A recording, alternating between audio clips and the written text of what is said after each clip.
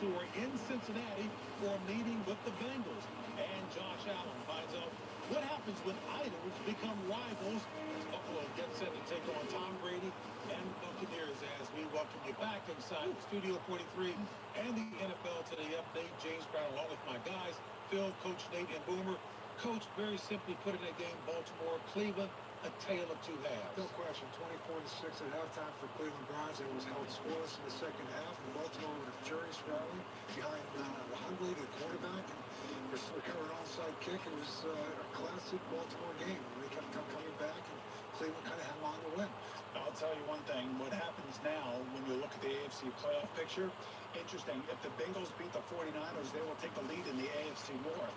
If the Bills lose to the Tampa Bay Buccaneers, the Indianapolis Colts, who aren't even playing this week, would then become the 7th seed in the AFC playoffs. So there's still a lot riding on these two 425 games that we have coming up here in a few minutes. But I question, I very rarely ever question John Harbaugh. I mean, he knows more football than I'll ever know. But the thing that I don't understand is they score a touchdown, they make it 24-15. He elects to go for two, they don't make it. Yeah. Why not just kick the extra point, make it 24-16, and then when you get to that next touchdown, then you can run the two-point play to try and tie the game. We're talking almost 9 minutes left in the game, right? I understand the analytics and all that other stuff, but I know I said, Coach, you and I argue. We don't argue because we're in the same, I think we believe the same thing. That sometimes you just have to play the way the game is being played in front of you. Yeah, analytics plays a part of it, but the coach has got to figure out what's happening on the field. It's the feel for the game. It's also the clock situation. You're talking about how many possessions do you have left. And you get it to where you have one possession, you get it down to 8 points. It also triggers the thinking on the other side of the ball with the Cleveland Browns. All of a sudden now they're within one possession as opposed to having a lead that is 2 possessions. So there's so many other things that are involved with the elements of how you think. Again, any chance you get to get this to a one-possession game, which means kick the field goal right there when you're down by 9, extra point, and get it to 8. And they did not do it, went for 2, and now they're down for 2 possessions. That, to me, is not anything more than common sense and a feel for the game. Don't talk to me about analytics. JB, you started the conversation talking about it being a tale of two halves. It's also a tale of two quarterbacks for the Baltimore Ravens. Now, I know Lamar Jackson went out early, so it's not his fault that he got banged up. We got to give credit to Huntley. Him coming in 27-38, and here's the injury of Lamar. You know, him just trying to extend plays like he typically does, and escaping the pocket and then getting that ankle twisted up, and we saw him walk off the field gingerly. But Huntley came in and really played well and gave his team an opportunity. Not only did he have 270 yards passing, but also almost at 50 yards rushing on the ground. So credit to Huntley keeping his team in it and almost winning the game. Yeah, I thought he did a tremendous job. In Chicago, he did it, led them to a victory down there, played well today. So they got to feel good about that if Lamar Jackson can't play next week. Hey, I want to see the analytics people come up and do the interview after the game. Tell me why you did it. Let me hear that explanation. You know, it changes when you're down 2 scores. The other team, as you said, Bill, they change their play calling and how they direct the game. So we don't put that into the analytics. I don't think. I don't know. I don't care. We saw the Pittsburgh Steelers do the same thing against the Minnesota Vikings, and it kind of caught them. Yeah. So it's just, but the last thing, Cleveland's defense, they were all over the quarterback. They got 4 sacks, hit him a lot, so they made it tough. Once again, Myles Garrett, Jadeveon Clowney, like the first meeting they had, they played very well. You know, before we leave that point, I would love to see, that's a great idea, to have somebody who is in the analytics, to have that conversation afterwards to talk about the other aspects of it. No, here it is. Here's the whole thing. Well, analytics told me to do it. All right, next question. That's what we see. They'll show you a spreadsheet. There's never any explanation of this why is why I made that all decision. these things are going to happen. So Paralysis by analysis. We overanalyze things. It's not that hard. All right, coming up at 4:25, guys, coming right up next, there is Tom Brady. How about this regular season record of 239-72? 32 of those wins have come against the Bills. He's 32-3 against the Bills who he's facing today. How about Josh Allen? Now Josh Allen 0-3 versus Tom Brady. Quarterbacks under 25, they just don't play well. Let's see if he can get his team back on track going up against the GOAT on the other side of the field. Numbers, Chris Godwin last week. You think he's a favorite receiver? 15 receptions, franchise record. Look for him to be a part of that offense again today. Stephon Diggs, the Buffalo Bills wide receiver, #1 target for Josh Allen. No doubt they create a lot of plays to get the football to Stephon Diggs. He's going to see a lot of zone today. So does a good job, sits in between these defenders. Josh Allen can drive it in there. And there he is, the Gronk. He's been back now for 3 games, 17 receptions, 2 TDs. One of the reasons all these other guys are catching balls is because the field is now open so much wider because he's on it. Now here's Jordan Poyer, the safety, one of the leaders on this defense. Now Tom Brady leads the league in all these statistical categories. Here's a number for you: 5 straight games with an interception. He throws it towards Poyer, might make it back. Talk about wide boom. This is a wide man right here. That's Dominican Sue. Put him along with Vita Vey, and you're talking about what, Phil? That's called a double feature, baby. It's a shot. How about this next game to get the 49ers against the Cincinnati Bengals? Joe Burrow, watching him warm up before the game, it looks really good. Like that pinky finger on his right hand is not going to be a problem. Can they protect him today or let him get the football down the field? All right, there is Jimmy Garoppolo. They have won now 4 out of the last 5, and he's got 7 TDs in those games. Getting pressurized, they'll throw some interceptions. So the Bengals, Joe Burrow might be the leader, but the heart and soul of this offense is Joe Mixon. They run through him, and the offense opens up once he gets to cooking. Opening offense there, Nate. How about this guy? He's back. Deebo Samuel. Is he a running back? Is he a receiver? He is a playmaker with 10 touchdowns. There's T. Higgins of the Cincinnati Bengals. Listen, he's been the focal point on the pass game for the last few weeks for Joe Burrow. Big, tall, good hands, good route runner. You want to talk about good route runner? You want to talk about big? You want to talk about tall? How about swivel hips? There he is, George Kittle. This guy can do it all at the tight end position. Might be the best tight end in football right now as we speak. I agree. Travis Kelce might have something to say about that. But I'm looking forward to this game, though. There it is. The Buccaneers. Tom Brady going to prove that he's still the best in the business. That's all. Coming up next. CBS Sports. Thanks you for watching this presentation of the National Football League. NFL blowout Sunday will continue. However, 2 games coming down to the wire. One just wrapped up with Cleveland holding on to defeat Baltimore 24-22. However, Washington driving at home down 7 against the Dallas Cowboys 27-20. We'll update stats and scores as always at halftime. Thank you for tuning in and listening. We'll have the Bills and Buccaneers kickoff in a few minutes on CBS with Hello Friends, Jim Nance and Tony Romo, along with Tracy Wolfson on the call. As always, I'm your host, Encyclopedia Sports, Cool Hand Luke 96. Thank you for tuning in and listening. Be sure to like, follow, and subscribe on social media. Links in the description below. That thumbs up button. Share hashtag NFL, hashtag Bills, hashtag Buccaneers, hashtag BUF for Buffalo versus TB for Tampa Bay. Chat questions and comments, super chat, super stickers. Always greatly appreciated. The Bills sit at 7-5, coming off of a Monday night home loss last week against New England Patriots, whereas Tampa Bay went to the ATL and defeated the Atlanta Falcons.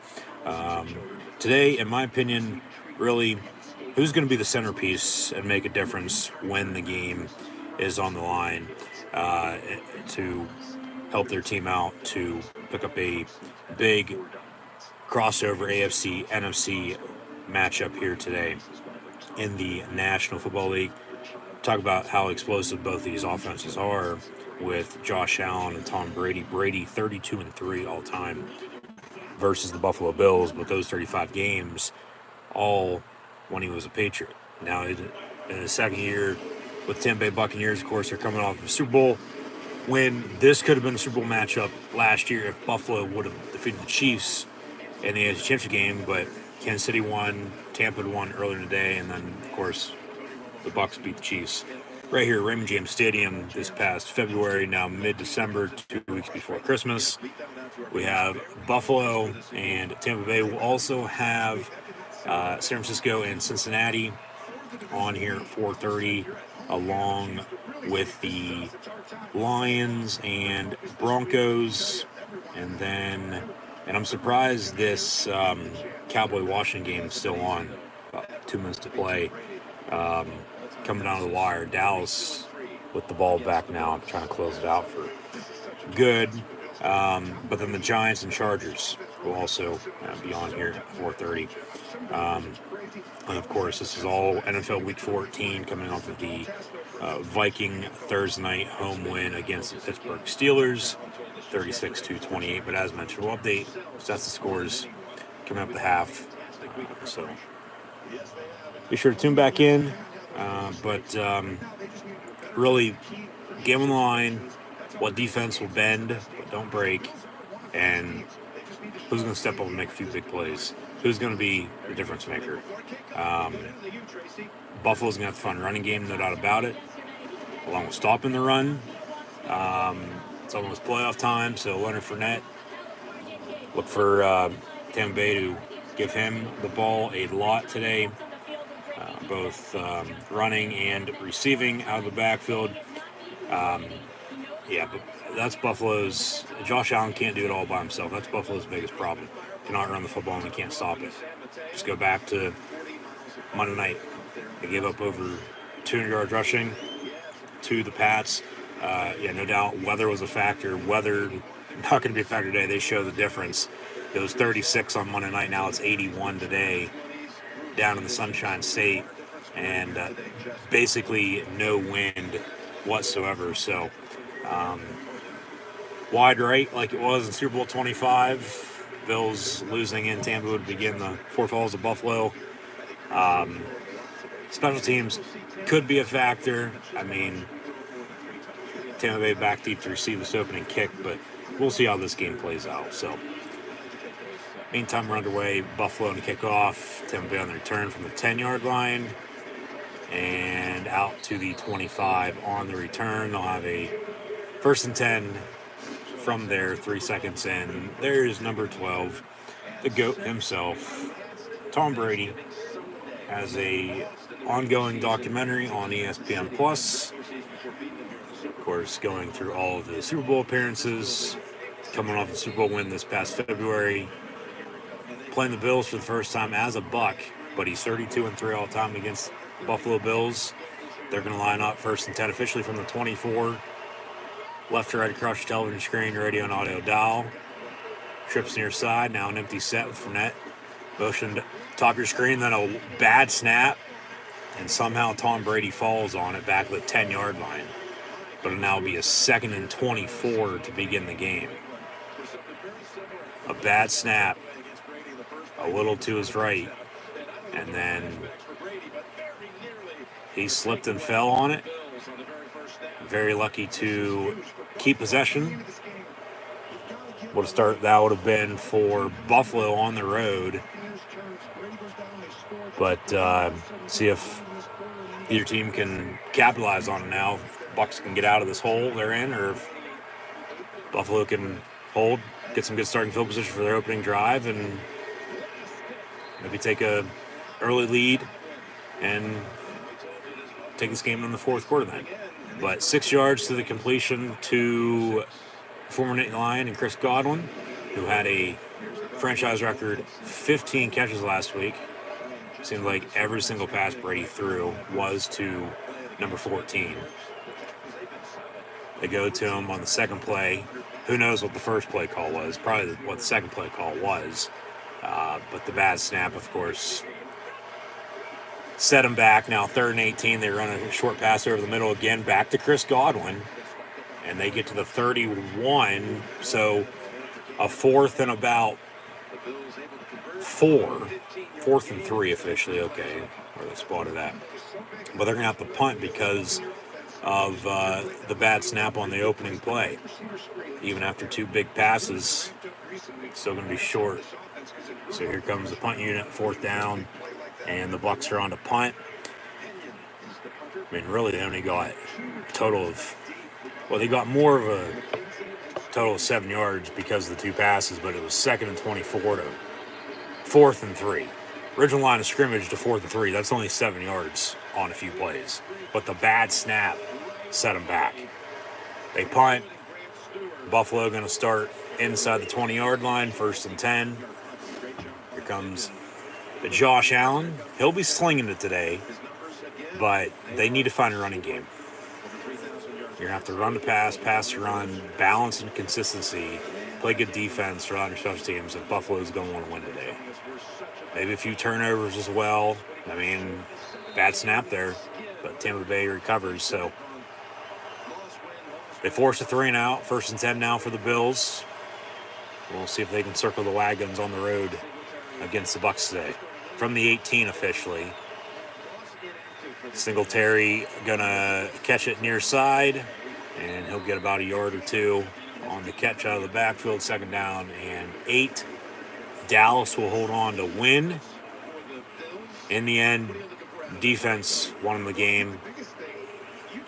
They'll win by 7 at Washington, 27-20. Really, I mean, they should win the NFC East at this rate, because everybody else is at least 3 games back, if not more. So, with only a few games to play, unless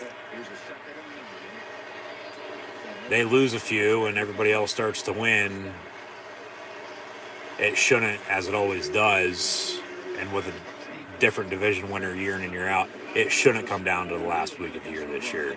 Dallas should make the playoffs as the division champs, but a good game by Dallas and Washington, no doubt about it. Post-game handshake there with Mike McCarthy and Ron Rivera. Go back to Green Bay and Carolina when they met up a few times. But that'll do it for Fox's coverage for NFL football today for myself, at least. Only one game on at 1 o'clock. 2 for CBS today. Saw Cleveland hold on to defeat Baltimore, as mentioned. Now they got a 1st and 10 by Buffalo. Deflected. Allen almost caught it, which I do believe would have been legal because it would have been tipped and he would have been able to catch it and run, but smart to just let it fall. And now you'll have a 2nd and 10. Yeah. They run a screen near side, nowhere to go. Short, quick passes to help out the run game. I get it. You don't want to beat a dead horse with the screen game, even though you do want to run a decent amount of screens. Take your deep shots, but look for Dawson Knox potentially have a big day today for the Buffalo Bills, as he had a quiet contest last week against the Pats on Monday night. 3rd and long now for Buffalo. Tampa gets to him on a sack. And see a replay here. Just some busted coverage up front, unblocked off the edge, and he stumbles, and then they bring him down on the gang tackle. So, no, that's on the offensive line's fault, no doubt about it. Bills Mafia traveling well, as they always do.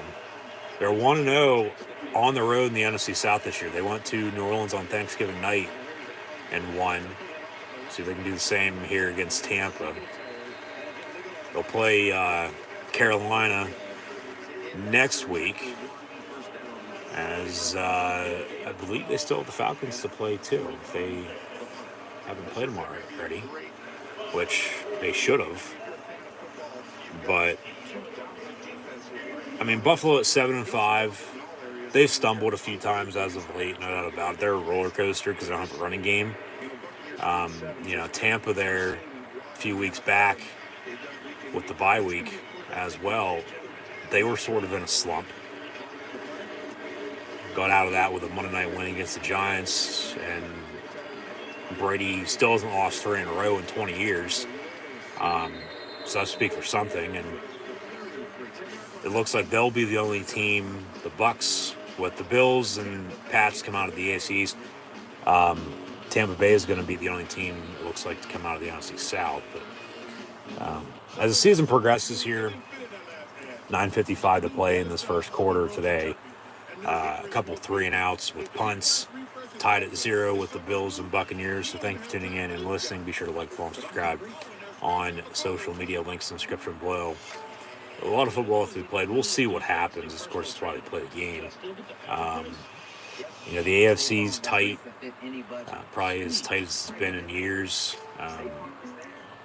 Everybody, for the first time in 20 years, dating back to 2002, has at least 4 losses in the conference.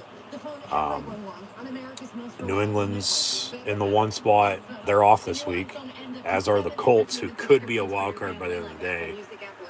But then, there are a few teams on the outside looking in, but still, everybody is right there in the middle of the pack. Now 5, 6, 7, 8 wins. NFC wise, I mean, Tampa's looking to get to 10 wins. Green Bay later on night's looking to get to 10 wins, join the Cardinals.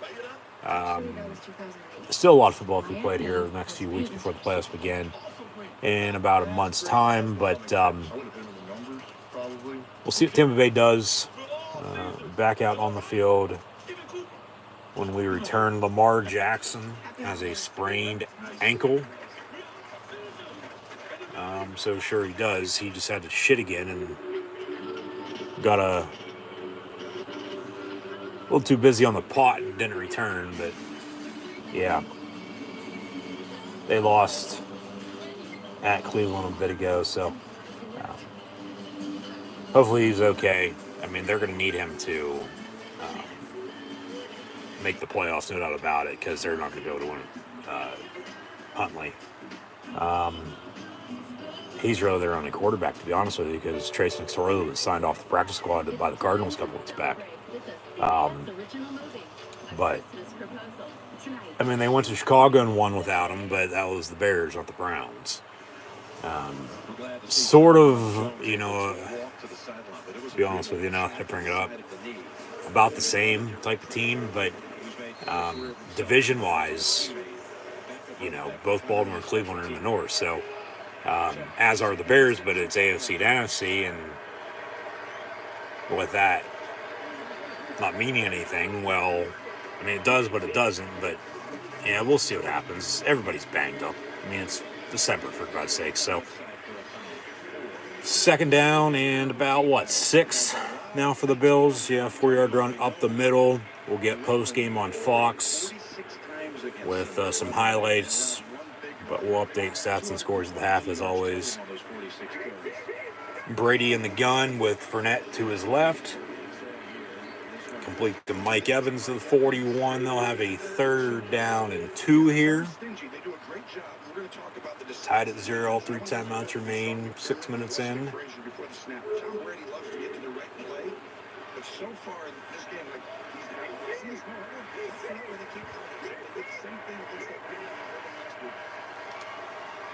Has all day on the play clock, and he's already working the hard count, trying to get Buffalo to jump off sides. Let me go to Gronk here, 3rd and 2. They go to Godwin on a short comeback over the middle, and he gets a Buccaneer first down, 1st and 10, Tampa Bay. Who cares about Tony Romo report? Take what's given, yeah, maybe. Change the pitcher. How do you do that? Tell us, Tony Romo. Yeah, no, just, audible to this, audible to that, I get it. Incomplete, to Fournette over the middle. He had it, dropped it. Out past midfield, 2nd and 10. They're going to have to bring some pressure on him. I mean, they have early, but they need to rev that up a little bit. Still early, still a lot for both to be played today and the rest of the year once again, so. I mean, hoping for a good game.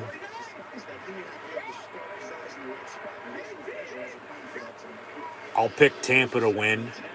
Brady going to go deep and incomplete to Mike Evans. They got a penalty flag coming in, though, from the secondary. And it looks like it'll be a defensive hold or a DPI for a pass interference. So automatic first down. Got a hold on the defense. 5 yards, but it's still an automatic first down. So see if it was a good penalty or not. Yeah, probably a little bit. Yeah, for sure. Evans still got out of it, and then Brady pass intended his way.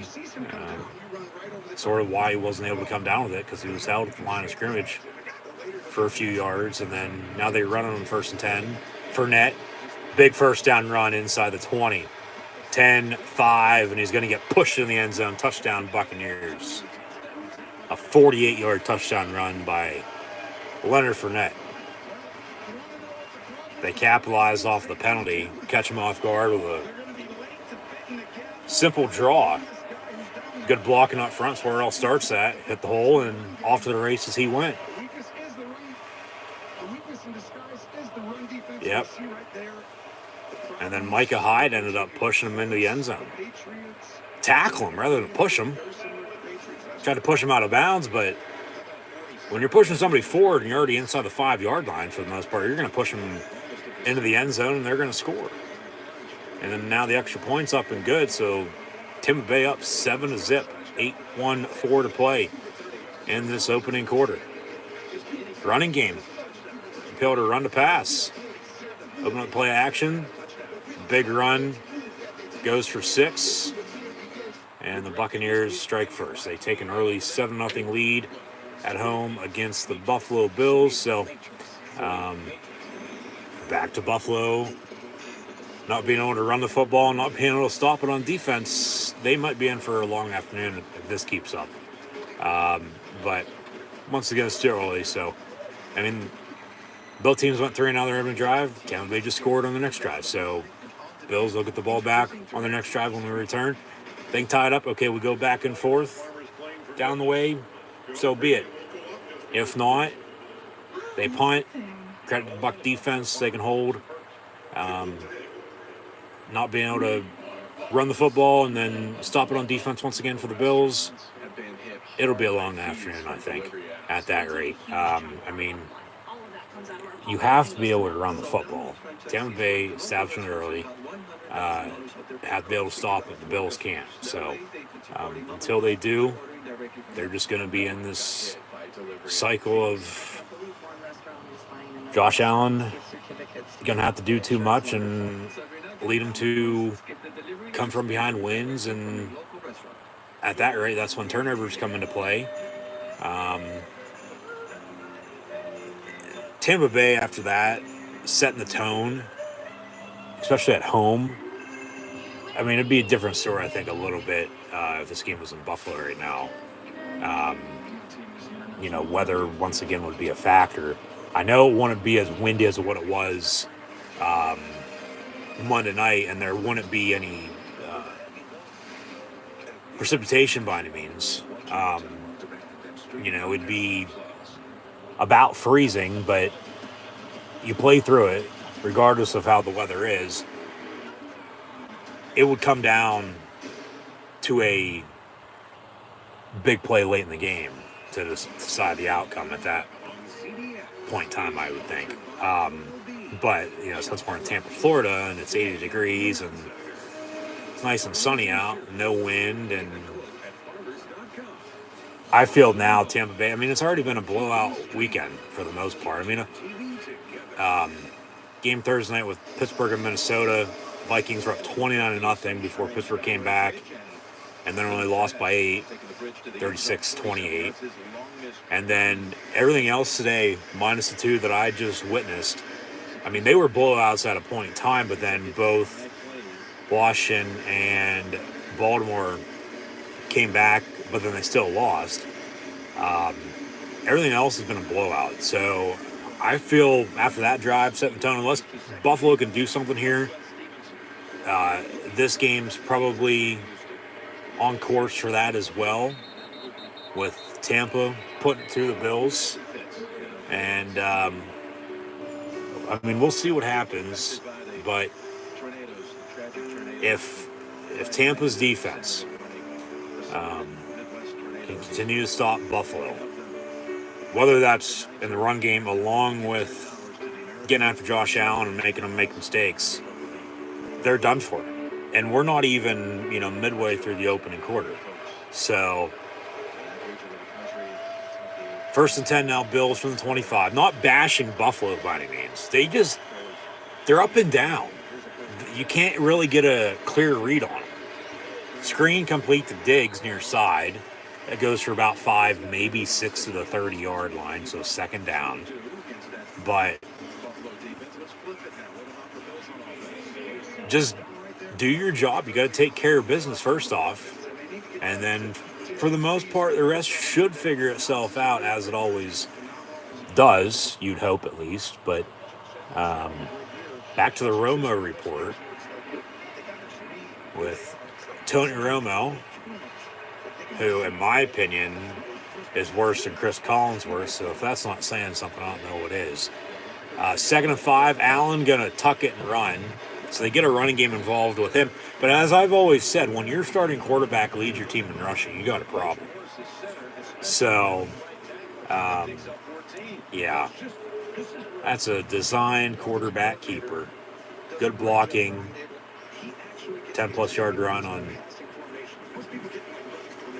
2nd and 5. They get a first down, so out past the 40 to the 44 they go. Beasley going to be in motion. Hell, I don't even think he had a target last week. They go to him on a bubble screen near side. Gets to the 48, 4 yards, 2nd and 6. They have Stephon Diggs, Emmanuel Sanders, and Cole Beasley at wide receiver. Dawson Knox at tight end. I mean, committee by running back, but if they'd have a true number 1, whether he's a bell cow or not, I think they wouldn't have this problem right now. They need more reliable running backs. I'm not calling out Devin Singletary or Matt Breida by any means, but once again, when you're starting quarterback lead your team in rushing, you got a problem. So 2nd and 7 out of the gun. They bring pressure, and Allen's going to go down on the sack. Somehow only loses a yard on that, so it'll be 3rd and 8. Should have been a loss of about 5, but 3rd down and 8. He stumbles his way forward on the sack, so he doesn't lose as much. Holds on the ball as well, so no fumble, but I mean, you got to give some credit where credit's due, but you got to be playing better than you are. They know it as, I think, much as we do, but 3rd down and 8, ball at the 46. I mean, this has to be a must-win for the Bills. Near side on a comeback, incomplete, 10 for Gabe Davis, so they do get 1 first down, but a 3 and out from then, and another punt to come by the Buffalo Bills. Because, I mean, they fall to 7 and 6. Like I said, AFC playoff picture. Tampa Bay can lose, to be honest with you, but they don't want to. And Buffalo needs to win because they lose at 7 and 6. Then there's a few teams, 6, 7, 8 wins, right there, all in the middle of the pack, from the top seed down to 7, and everybody on the outside looking in. So, you know, every game's gonna be crucial.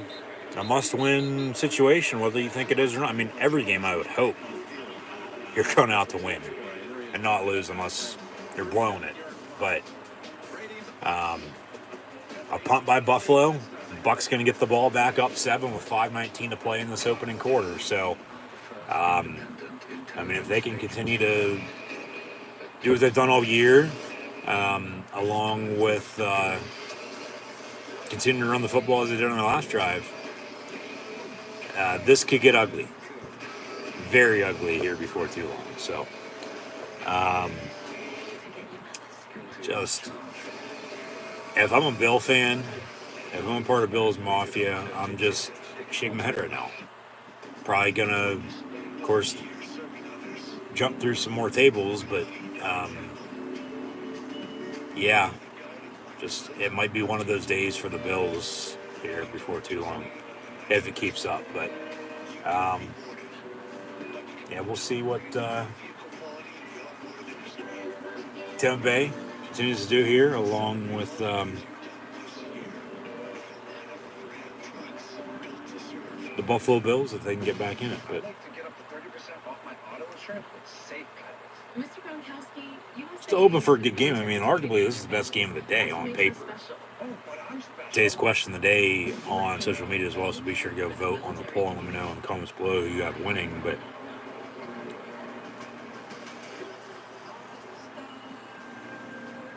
yeah, it might just be one of those days in general for the league because, like I said, a lot of these games have been blowouts for the most part. But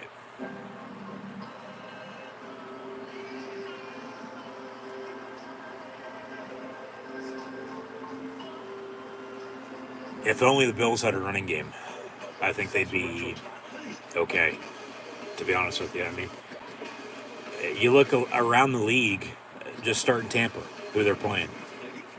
Leonard Fournette just busted one for 48 yards in 6. So you run the football, open up play action, chip away at it. Eventually you're going to break through, which they did. Buffalo's still trying to get it going, but it's Josh Allen. It's not a running back. He can't do it all by himself. You got to help him out a little bit, pal. It's a pass-heavy league because it's a quarterback-driven league. You got to have a quarterback in order to win because, hell, if Josh Allen wasn't even playing for the Bills wouldn't even be in the situation right now. No doubt about it. They'd be going back to Brady defeating him 32 times when he was with the Patriots. He's sort of the savior, to be honest with you. But, because Buffalo hasn't been this good since they went to 4 straight Super Bowls with Jim Kelly. But if, really they only had a running back. Call up Juice, see what he's got going on. He's been out for a few years now and posting videos on the old Twitter world, but Buffalo needs a damn running back is what they need. They need a running game. I don't care who it is. They need it. If it's who they have in Singletary, Matt Breida, okay, so be it. Find a running game with who you have there. Just don't make Josh Allen do too much. Don't put too much pressure on him. Now we got a little bit of a scuffle, some pushing and shoving back and forth. Brady on a 3rd and 1, sneaked it, got the first down. The drive will stay alive. Penalty flag comes flying late. But, hell, even Zach Moss, I get Tywan Jones went down with an injury here early today, but 4 running backs by committee and you can't run the football, give me a break. So, even if you're playing good defense and you're in each game, because last week, even with the weather, they have a field goal on that last drive. It was next last drive. They missed it. Brady slides to the 40, gets a 15-yard run, moves the sticks, 1st and 10, Bucks. They have that. They don't need a touchdown on their last drive. They need another field goal to win it with how that game played out. So it's the small little things when it all boils down. And it's worked, but as of lately, for the most part, it hasn't worked in Buffalo's favor. Gronk on the completion for 10 yards. They're just going to put it to him now. Move the sticks, keep it simple. Go to the tight end for the first time today, and Rob Gronkowski. And he gets 10 yards on the reception, and Buccaneer first down, 1st and 10, Tampa Bay. And they're going to go hurry up, 2nd and 1, handoff to Fournette. Just keep the defense on their heels. Catch them off guard, run it. Watch the deep shot coming up by Brady. Watch the deep shot. They haven't gone to Godwin since the opening drive. Went to Evans for a few yards on a reception as well. Tyler Johnson's name is keep an eye on for it. He's lined up out wide near side. And Ronald Jones will come in for Lenny at running back. Brady down the middle, complete to Chris Godwin. He's going to get a first down into Bill territory, pushed out of the 30-yard line. 1st and 10. Almost at the end of one, and Tampa Bay is knocking on the door again to take a 2-touchdown lead. They will also, of course, probably have another 2 possessions before halftime. This could turn into what Tampa Bay did to Chicago earlier this year. Pump fake, Brady going to go deep in the end zone. Has Gronk, incomplete. Good coverage by Buffalo. 2nd and 10 from the 30. Of course, Gronk's used to playing the Bills as well from when he was in New England with the Pats. So there's your deep shot. They'll probably back off of that. Now, maybe not, though. Get back to the running game, and then maybe Brady ends up sealing this drive off with a quarterback sneak for a touchdown as he did on a 3rd and 1 earlier. They're going to run an empty set 5 wide. Fishes from 31, 2nd and 10. Play clock winding down. They get it off last second. Complete near side. And that's Tyler Johnson, 18, from Minnesota. And he's getting maybe 8. 3rd and 2. We got our first update. What do we got? Giants, Chargers tied at 7. Justin Herbert with a passing touchdown. LA on top of New York now 14-7 early second quarter. So 4 games on here at 4 o'clock. Everything else finished from 1 plus Thursday night, plus we still have Sunday, Monday night to come later this week. Brady on another run. 3rd and 2. He gets another first down. Who had Tom Brady for almost 10 yards rushing on a few straight plays per carry? He's going to have a total of about 30 yards rushing or so, I'd say right now. Pull some stats. The pump fake burnt, and then 3rd and 2, he gets about 4. 1st and 10 now from the 20. Brady looking to throw, dumps off to Fournette. A few good blockers down the far sideline and down inside the 5 to the 4 goes number 7, Leonard Fournette. That should do it for the first quarter, though. That was 1st and goal, the 4 to begin the second, with 15 minutes to play before halftime. Up 7-zip on the visiting Buffalo Bills. But depending on timing with how long these drives go for. Like I said a minute ago, they still might get it 2 more times before half. Maybe now only once, but they're still going to have a decent-sized lead at halftime if they can punch us in here. And then the Bills will get the ball to begin the second half. But, yeah, Brady. Tom Brady's 9 for 11 for 91 yards passing. And also has, officially 4 carries for 17 yards rushing. Just seems more because he doesn't run. The one went for about 15.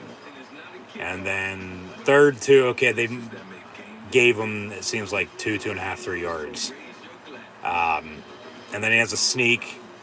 So, it evens itself out. But who had Tom Brady at the end of the first quarter?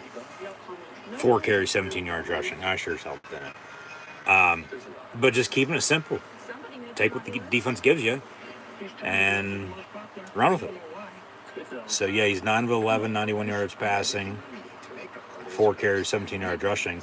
And then Fournette, from a 48-yard touchdown run, has 4 carries, 56 for a score, but 48 of those were on that touchdown run. And then Godwin's his favorite target right now.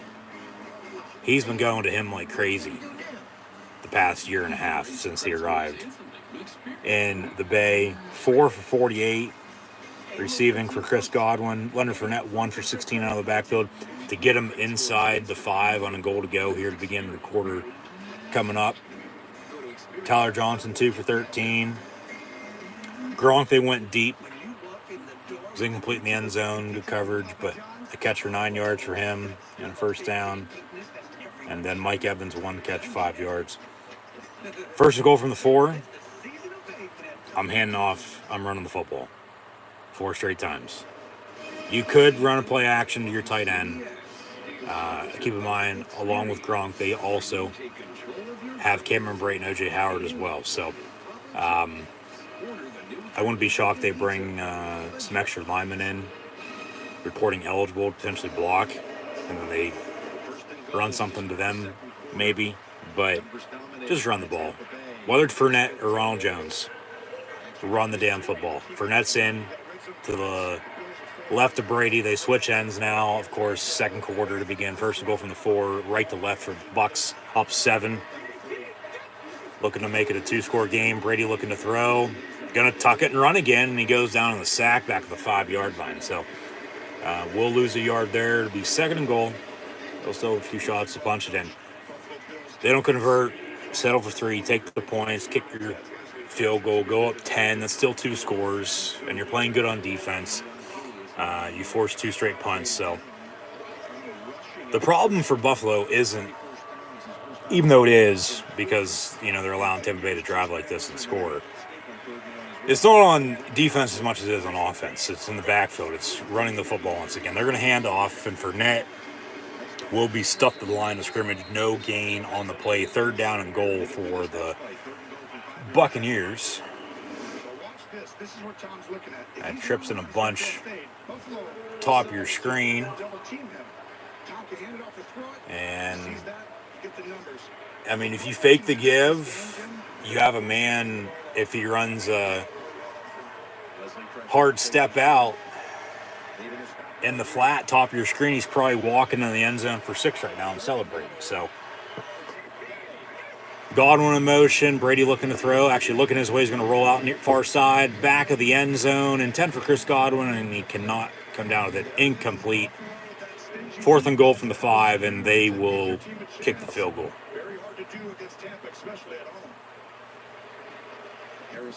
This will be a chip shot. Be officially a 23-yard field goal. Really, they've gotten a little younger, right? Their pass rush is a little better this year than it's been in the last couple. Getting Russo and first round this year is playing well. Guys having a really solid year. Phillips, pressure, and others as well. 23 yards out, left hash, Ryan Suckup.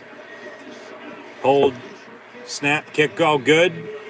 10-0, Tampa Bay. 13:36 to play in the first half on top of the Buffalo Bills. Josh Allen, 5 of 7 for 30 yards passing and 1 carry, 14 yards rushing. That's our only rush so far today. Absolutely pathetic.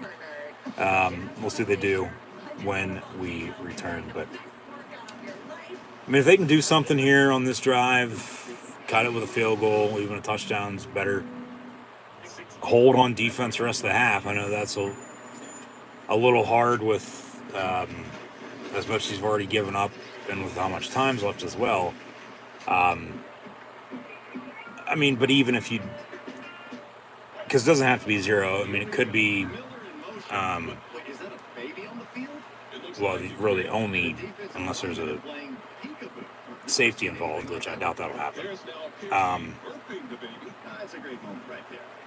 If you can force another kick, if you do give them another touchdown, okay, but second half, you'll just have to make more plays at that point. If they can get off the field, like I said, they're going to get the ball to begin the second half. Maybe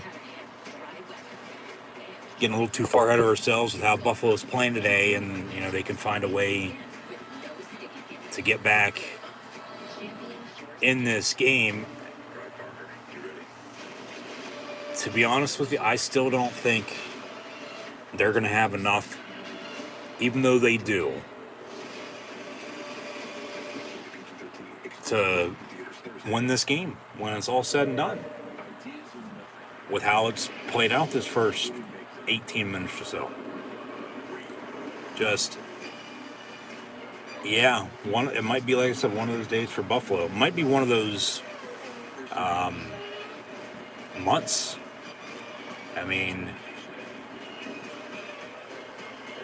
Last week for them had to have been tough.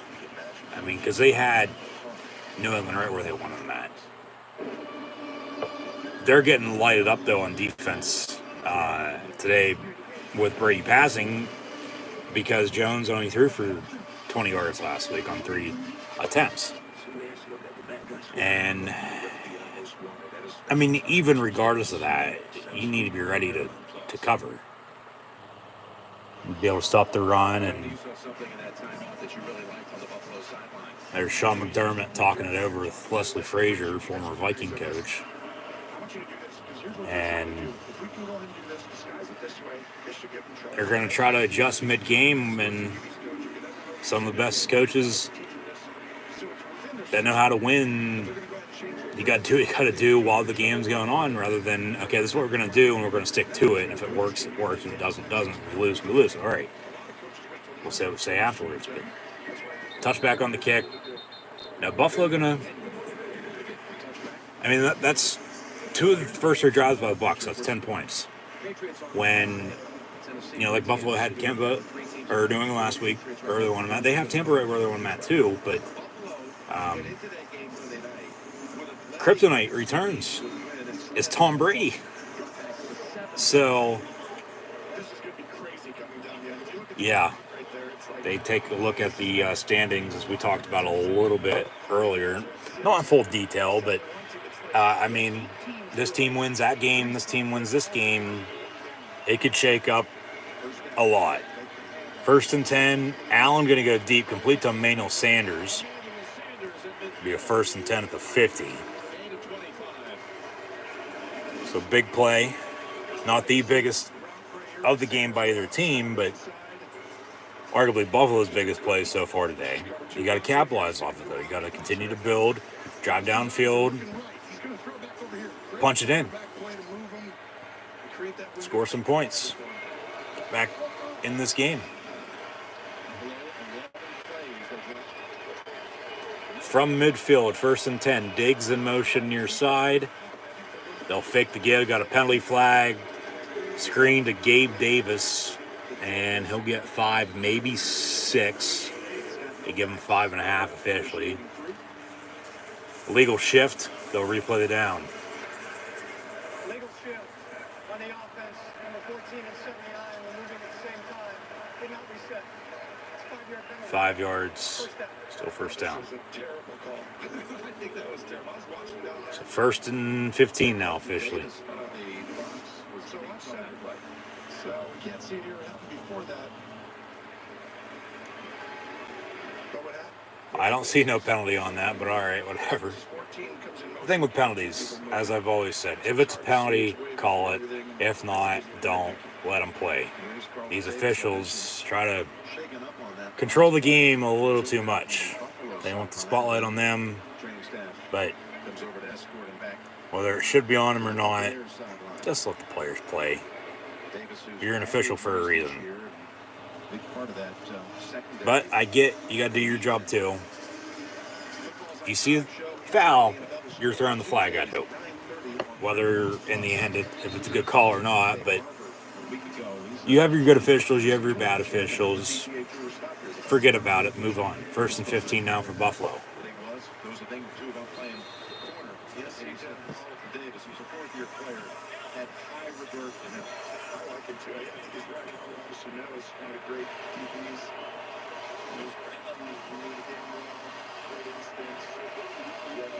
Ball back at the 45-yard line. They need the 40 for a 1st and 10. Empty set, 5 wide. Allen, deep ball complete, so forget about the illegal shift. Completion to Diggs at the 30. 1st and 10 Bills. If only they had a running game to go with it. Be balance. Good protection. And a bullet down the middle from Allen. And complete to Diggs. Another big 1st and 10 for the Buffalo Bills. The Bills are fun to watch when they're playing good football. When everything's not going their way, I mean, it's like watching paint dry. 1st and 10, Allen complete to Gabe Davis, and he's going to get inside the 10 for a Bill 1st down. It'll be 1st and goal from the 9. They are explosive. That's 3 plays now on 3 separate passes. Allen's moved them down the field, and now they have a 1st and goal inside the 10. Go to Dawson Knox. Go to Dawson Knox. Go to your tight end on a rollout. Or find him over the middle. Just get the hell open. Dawson Knox is somebody to keep an eye on for. 1st and goal officially from the 10-yard line. And he's in motion. And they'll fake the give. Allen going to keep it for himself. And I don't know what the hell that was, but plays dead from the start. He's going to lose about 3 yards. So it'll be 2nd goal back at the 13. 10:52 to play in the first half. You'll see 54 David move over. You'll see Golston, the D lineman, move over right for the snap. This is one of those. And when you can't run the ball and the defense knows you're going to be throwing every time, and then you try to run it, they're just going to continue to stop you. And then just wait until they stop the pass. Your offense is dead in the water, buddy. 2nd and goal, empty set. And a pump fake. Allen going to tuck it and run. And to the 3-yard line. They'll have a 3rd and goal. Carrying the ball like a loaf of bread. Lucky that didn't get knocked out of his hands on a fumble, but smart enough to, yeah, he's got to carry that ball better. Smart enough to go because nobody was open. Maybe a little bit of defensive hold at the 5-yard line, which would have been an automatic first down again, but now a 3rd and goal from the 3-yard line. You got to punch it in. If I'm the Bills, you have to score. They'll kick the field goal, no doubt about it, if they don't convert here, but because you take your points, but still, you got to score a touchdown. That was overthrown. Incomplete. 10 for Gabe Davis again. 4th and goal. You got to kick it. You got to take the points. Sean McDermott knows that much. He's a special teams coach. You got to kick it. Take the points. Cut it. To back down to only 7. Make stops on defense. Drive like you just did on this drive on offense later in the game. You'll be right back in it. 4th and goal. I mean, maybe watch for a fake. We haven't seen a whole lot of fake field goals this year by any means. Yesterday in Army-Navy, there was a fake punt attempt. And that kicks up and good from 21 yards out. Bills cut it to 7, 9:28 to play in the first half. 10-3, Tampa Bay on top. There's a fake punt yesterday in Army-Navy game. And the up-back didn't even know he was getting the ball.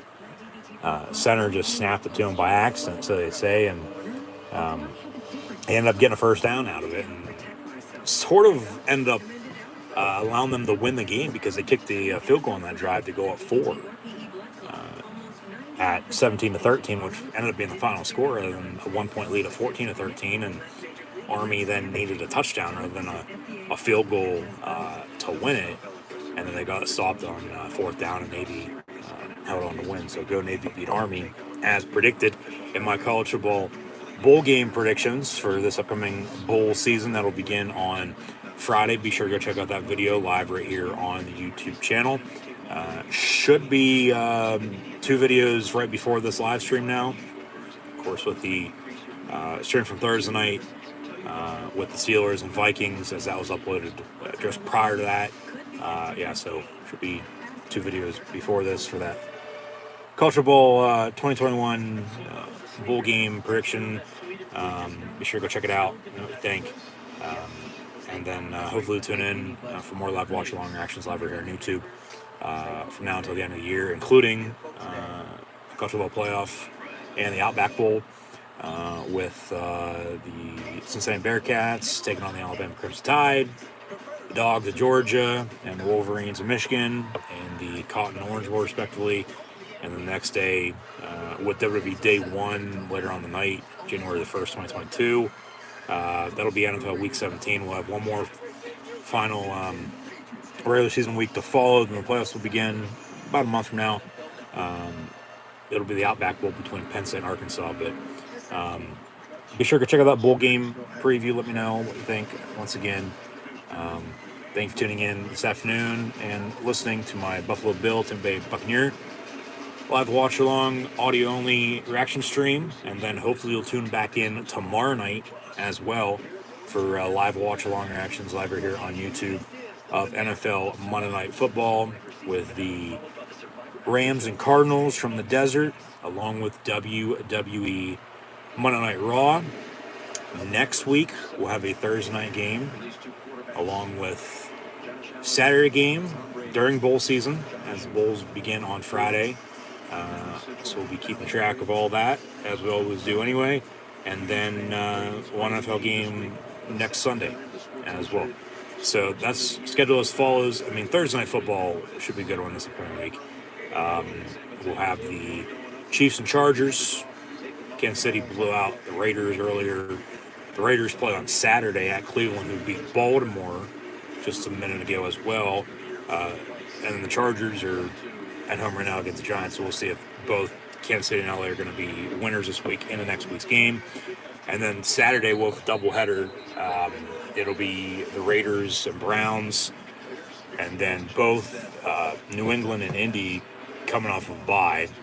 We'll definitely have that Saturday night game live right here on YouTube for a live stream with the Pats and Colts.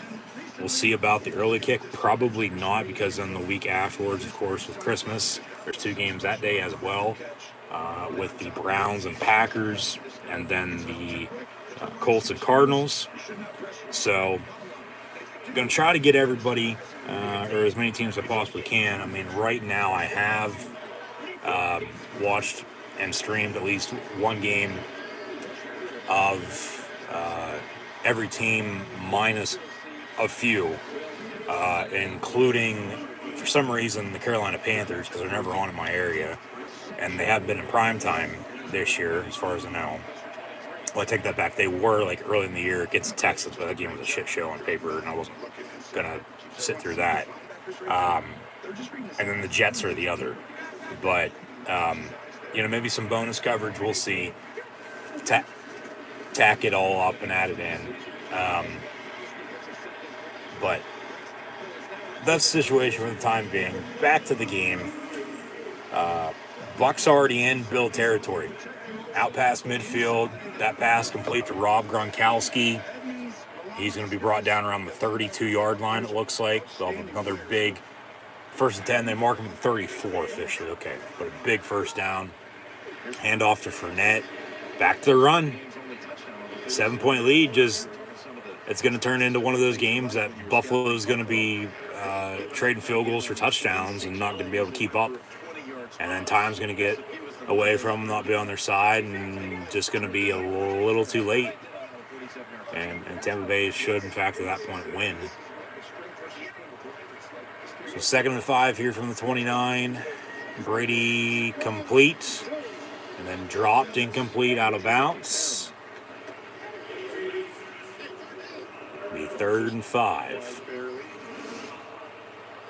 Looked like he was going to Gronk, and then he went to his receiver in number 16, the former Baltimore Raven, and I believe Buffalo Bill, if I'm not mistaken, and Brashard Perriman, back in the Sunshine State where he plays college ball at UCF, just west in Tampa. Off the fingertips, it falls incomplete. 3rd down and 5. I believe Perriman played for the Bills. 3rd and 5 from the 29. I'm going to have to look that up. Pass intended for Gronk. Where's the penalty? There it is. That's pass interference. That's a good call.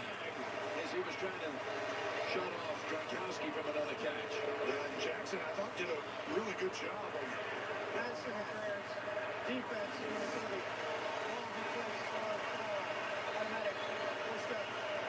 that left hand. You can't, if he wouldn't have grabbed with that left arm, put it over his Now that I look it up, Brashard Perriman has never played for the Buffalo Bills. He played for the Ravens, Skins, Browns, Jets, Bears, Lions, oh my, now Buccaneer. He's bounced all over the place. He's found a way to stay in the game, but, he's playing, yes, okay, no doubt about it, but he's not a true number one as originally once thought. Not even a bust, but he's almost that point, even though he's found a way to continue to play football. So you got to give him credit. And they're using him. Brady passed to him there. Fell incomplete. They go to Gronk. They get the penalty. 5 yards on that play. 2nd and 5 now. So, yeah. Knocking on the door again. Looking to extend their lead.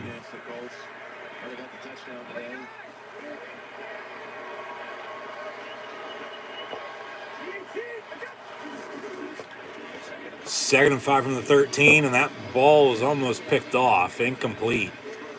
10 for Fournette over the middle. The hit jarred the ball loose. It was batted up in the air. and almost picked off. Hit him right in the hands, actually. Then the hit. So he heard footsteps and dropped it, and it fell incomplete. Brady, a little upset, knowing that should have been caught. It should have a 1st and goal, but now they got a 3rd and 5 from 13. Now an empty set with Giovanni Bernard motioning out.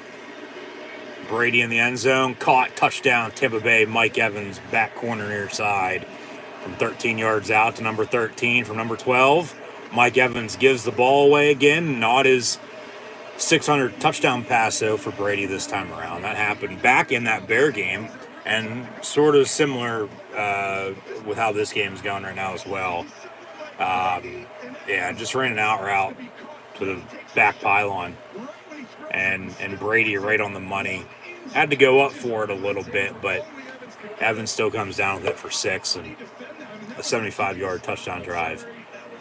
Ends with a Tom Brady passing touchdown to Mike Evans with Ryan Succop's extra point up and good. Make it 17-3. Tampa Bay on top of the Buffalo Bills with 7:11 to play in this first half, even though Sheets is better. Thank you, Jim Nance. I literally just fucking said that. Commercial break. Bills going to get it back. Down 14 now. Largest deficit of the afternoon. We're down 10 there before their field goal drive a minute ago, but they're just trading points, which they can't be doing when they don't have a whole hell of a lot going on for themselves. So we'll go into the second half, but it's going to get away from Buffalo, it looks like. Going to get out of reach for Buffalo to, unless they can get a turnover to come back and make it a ball game.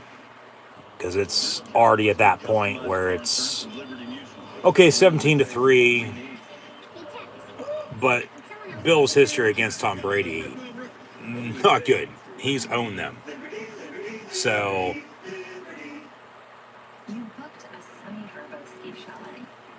they're going to have to get something going on offense. Just do what you did in their last drive, no doubt about it, and go from there. But you can't be trading field goals for touchdowns. Like, you can't have a good drive, kick field goal, and then just allow another touchdown and be down by even more now. Because then what's the point? Because you're not, even though at that point in time, with your points, thinking, okay, we're good, we're back in this, you know, we have them once again right where we want them at. It's, well, they go back out and just clobber you, knock you right back down, and then you're trying to fight yourself back up. Like, it doesn't work. And time's going to get away from them. I'm telling you right now. Even though they do try to make a comeback, time's not going to be on their side, even with timeouts and 2-minute warning. Whether that's close the first half and the second half as well.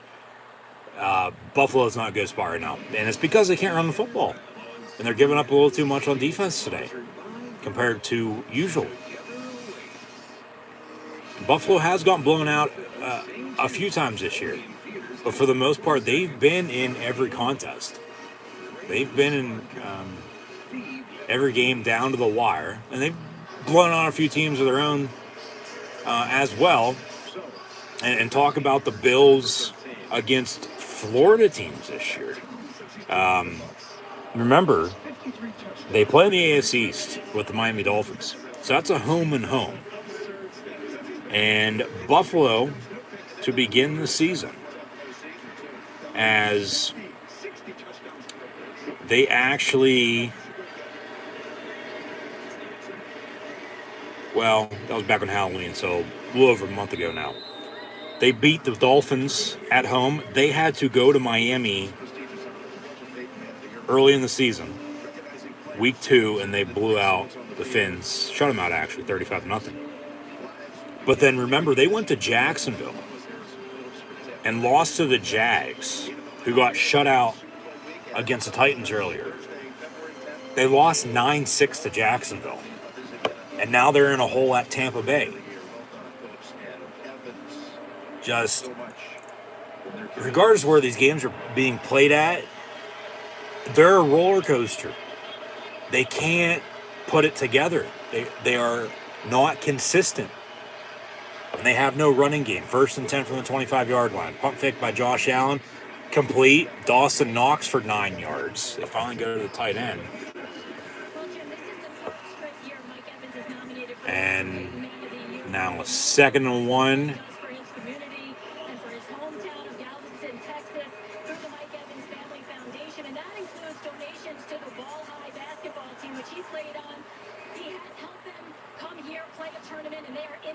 As you can see today, his coach, who he played for, on hand as well. Just a tremendous athlete. More like 2nd and inches rather than 2nd and 1. But a motion man.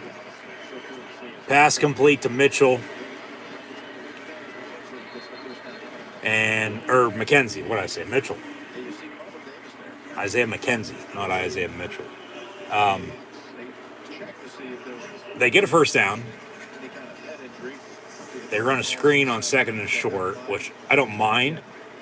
Sort of a, trick play with all the motion, keeping the defense eyes all over the place. Hey, where's this guy going? But one man, unless, hey, you take him, I got him now. They switch. They get a few yards on that, get a 1st and 10 on a 2nd and 1. But then Josh Allen, one play later, they can't capitalize off of anything in general.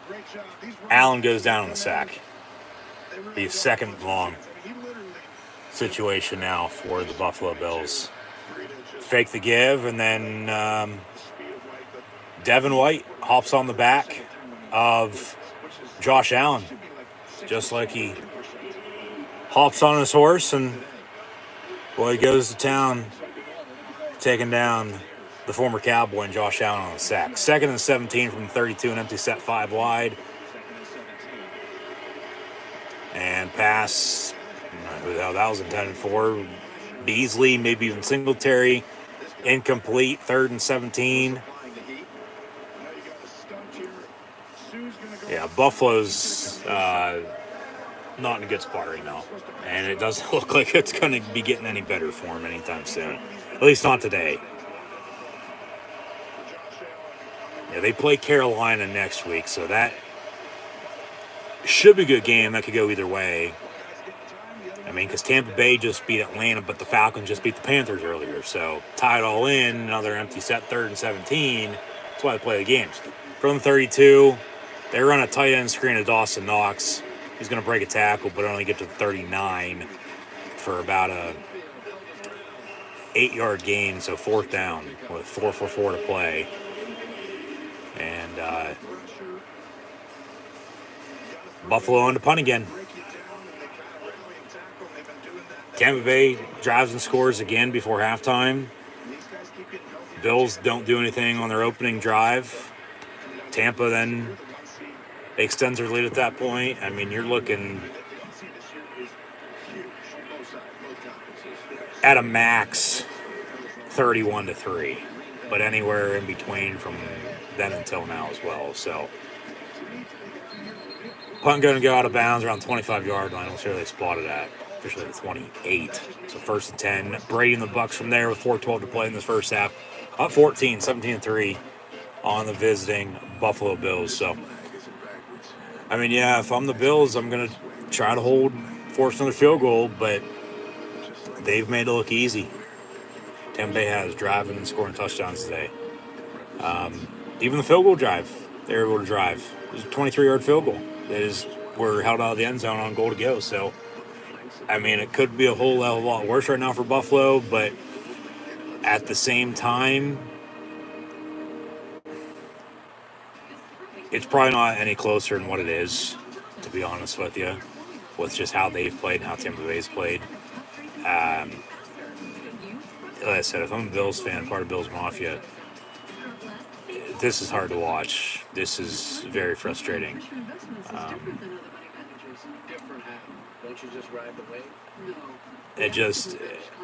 don't know how inconsistent you can be.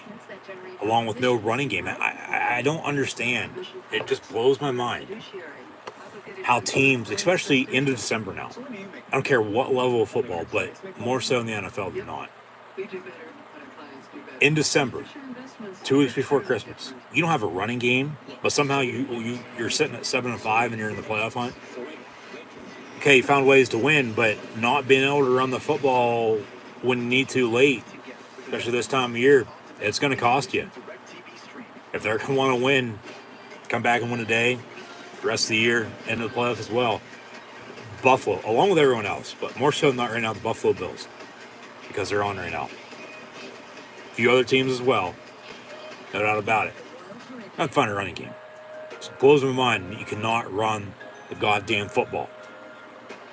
You have a running back in the backfield for a reason to hand off to him. But it all starts up front. You got to be able to block the run, open up the pass, run your screen game, throw your deep balls, keep defense on their heels, run some trick plays every once in a while. But you got to play good defense around your special teams. And special teams wise, I mean, we've seen a few blocked punts this year, a few returns for scores, but, you know, nothing major that's changed the game. So we'll see if Tampa here, along with Buffalo, they can get a stop and hold, keep it where it's at, and then do something on offense to get back in this game. But we'll see if Tampa can extend this lead and potentially close it out here at halftime. But it's a 60-minute game. Could be a tale of two halves, as we've seen numerous times before. That's complete to Gronk. He's going to get about 20 yards or so in that reception, I'd say. Simple dump off over the middle, and then he breaks a tackle, and they bring him down where they spot the ball at. 1st and 10 from the 44. So Brady going to be under center. He'll hand off Leonard Fournette. Loss of a yard on that play. 3:30 and counting to play in the first half. Still got 3 timeouts plus a 2-minute warning. So I'd work the clock. I wouldn't, because, I mean, we're right around midfield right now. 1-2 big plays, you're in the end zone.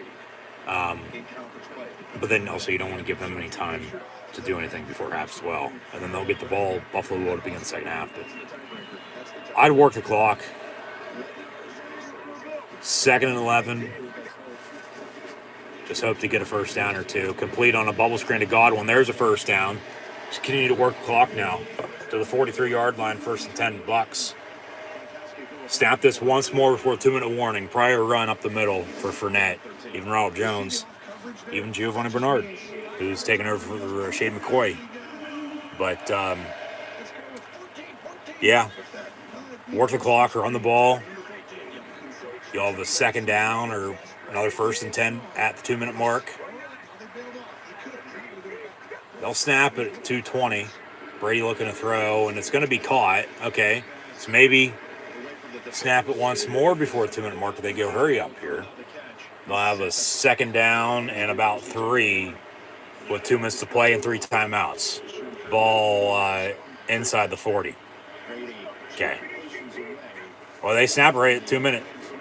Hand off, and Fournette's going to get a first down, so I take that all back. They'll have a 1st and 10 now, official 2-minute warning, with 1:56 officially to play, inside of the 30, down to 28.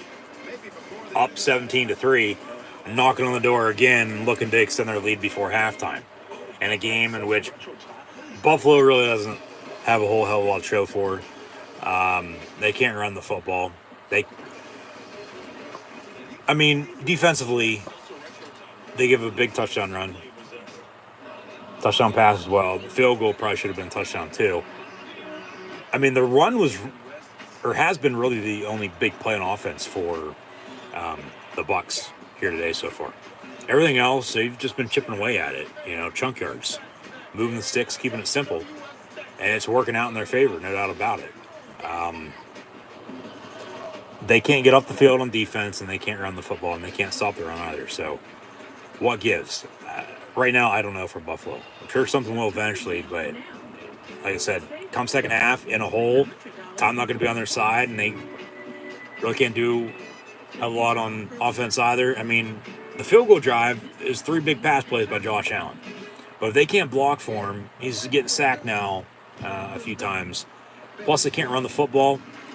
With him as your starting quarterback, your leading rusher, there's a problem there. Buffalo, in my opinion, hell, I said it midway through the opening quarter, and I've been saying it since. I feel they're done for right now. I do. For today. Not for the rest of the season or in the playoffs. Today. They're just getting beat. And they can't get out of the hole that they're in. I mean, might be a whole different story if that opening snap goes their way on the fumble. Brady recovered. Now, both teams did, in fact, go 3 and out to begin their opening drives. But since then, all Buffalo has to show for is 3 points. Tampa scored 17, and now they're looking to extend their 14-point lead with 2 minutes and 3 timeouts to go before half. Officially 156 in Bill territory. First 10 to 28. Work the clock. Run the football. Gronk's been thrown to a few times. As mentioned earlier, they still have Cameron Brate and O.J. Howard as well at tight end. So keep an eye out for them to potentially receive the football here before halftime from TB12. But I just keep running Fournette. Work the screen game into it. Work the clock. Godwin in motion. He has a lot of catches but no touchdown yet. They fake the end around, then hand off. Fournette for about 2 yards. Second down and 8.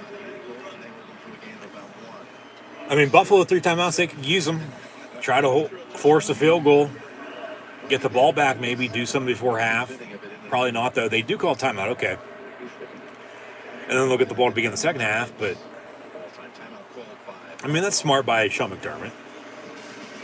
Minute 51, second and 8 for Tampa. I mean, even if you do give up a touchdown, you're probably going to get the ball back. No timeouts. Down either 17 or 21. And then you got to use the sideline if you want to do something. And don't celebrate on a first down when time's not on their side. So, I mean, Buffalo's still in it, but I feel they're done for. I just have a feeling this game is just going to get out of hand in the second half. Because they haven't shown me that, even with that one field goal drive, they have momentum and they just let it slip away. There's no consistency with the Buffalo Bills. None.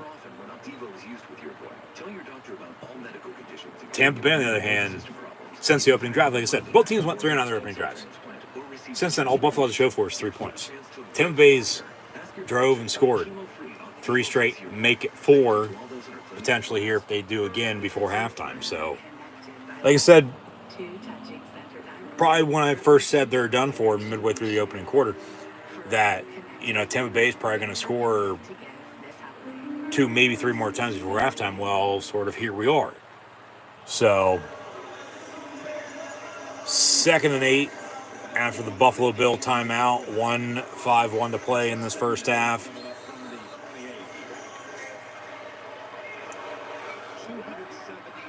I'd go to your tight ends. Whether it's Gronk or not, I'd go to your tight ends. Cameron Brate also in the ball game. Godwin in motion again. Brady going to dump off on a tight end screen near side to Gronk. And he's going to be brought down by Edmonds at the 23, 3rd down. Bill, another timeout. 1:43 to play.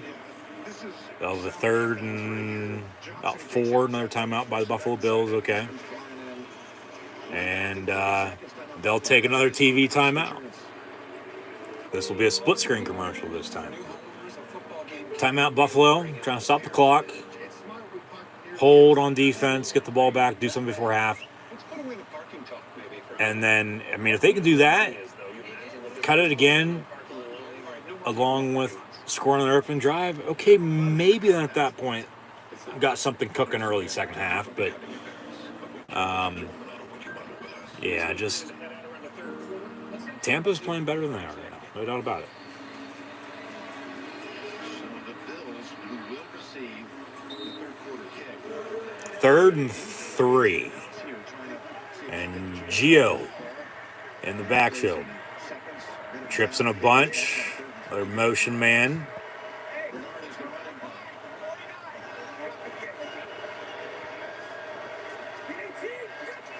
Third and a long 3. Brady going to heave it up and has Mike Evans inside the 5. He catches it at the 2-yard line, they say. They'll have a 1st and goal from there. And now if I'm Buffalo, I just let the clock roll. Let them do what they want. That's a catch. 1st and goal, Bucks at the 2-yard line. Now you got 4 shots to punch it in. I mean, maybe do call your timeout, but you got 4 shots to punch it in. And if you don't score points now to extend your lead, you got a problem. Run it. Right up the middle. 4 straight times.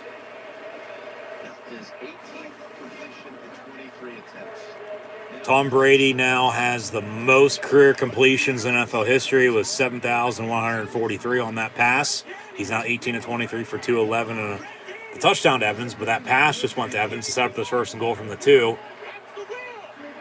Okay, yeah, clock stopped because he got out of bounds. Hand off to Fournette and brought down right inside the 1-yard line, it looks like. So they'll have a 2nd goal from half-yard line. And Buffalo going to call their 3rd and final timeout with 1:30 to play. So do the math. I mean, if they work the clock and don't score, but even more so than not, if they do score and work the clock on top of it, Buffalo is going to have, less than 10 seconds to play in the first half. Maybe a decent return on a kick to set up a throw, but probably not. Take a knee, going to halftime, tail tucked between your legs, down 17-21 points probably. They add 2 seconds back, so 1:32 to play. But still, time's not going to be on their side, even if they do get the ball back here before halftime. Now, if Tampa scores on this play or the next play, more so than not, this play, Brady sneaks it, he gets in, touchdown. Okay, then maybe. Minute, maybe, yeah. Got a scrum now. Brady on a sneak. They roll touchdown, so it's a touchdown Tampa Bay. 23-3 with 1:29 to play in the first half. Brady gets up, hands the ball to the official. It's a touchdown. Extra point to come as the Zebras break up the mini fight that just occurred. Yeah, that's a touchdown. Yeah, he was in. They rolled touchdown, and then they're still going at it. So, I'm sure somebody said something to somebody, but yeah, Brady in the run game. Once again, who would have thought? Extra point by Suckup. Going to be up and good. 24-3 Buccaneers on top of the Buffalo Bills with 1:29 to play. So, I mean, okay, at least Buffalo calling those 3 timeouts. It did end up helping. They'll get the ball back, 1.5 to play. Going to have to use sideline, though. It is your friend in this situation. Touchdown would be nice for them. Field goals, points, you take it if it comes down to it. And then you get the ball to begin the second half. I mean, if you can go 2 for 2 on these next 2 drives from now until, probably 10 minutes to play in the third with halftime in between, you're going to hope to get a few more stops on top of it and take the game into the fourth quarter at that rate. But from now until then, we still have a lot of football to be played. So you got to do something. You got to score some sort of points on this drive because, I mean, You put yourself in the spot. Now you got to execute. We'll see if they can. 24-3 Tampa Bay on top of Buffalo. We'll update, as always, stats and scores coming at halftime, taking a look around the rest of the NFL as well this week 14.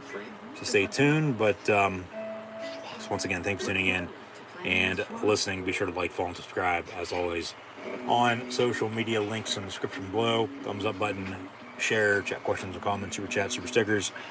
Always greatly appreciated. So it'll be interesting to see what Buffalo does now on this next drive, because if they can score early second half, we got ourselves a ball game. If not, it's over with. Because Tampa's just making it look easy, and already with a 21-point lead before halftime, Bills don't do anything. They keep scoring, and it's just going to get worse and worse. So, yeah, that's where we're at. We're just not tuning in, but it's just been one of those days around the league, as mentioned. It's been a blowout Sunday. It has. We had 2 close games. The closest margin of victory in a win until Dallas held on to beat Washington by 7, 27-20, and then Baltimore almost beating the Browns for the second time in 3 weeks. Cleveland, they had a bye last week. They played the Ravens in 2 consecutive games, basically, and they split. They won by 2, but before then, the closest margin of victory was only 8. Everything else has been blowout city. So,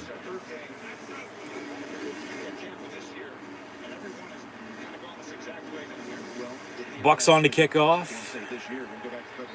See if the Bills can make a deal and get back in this game.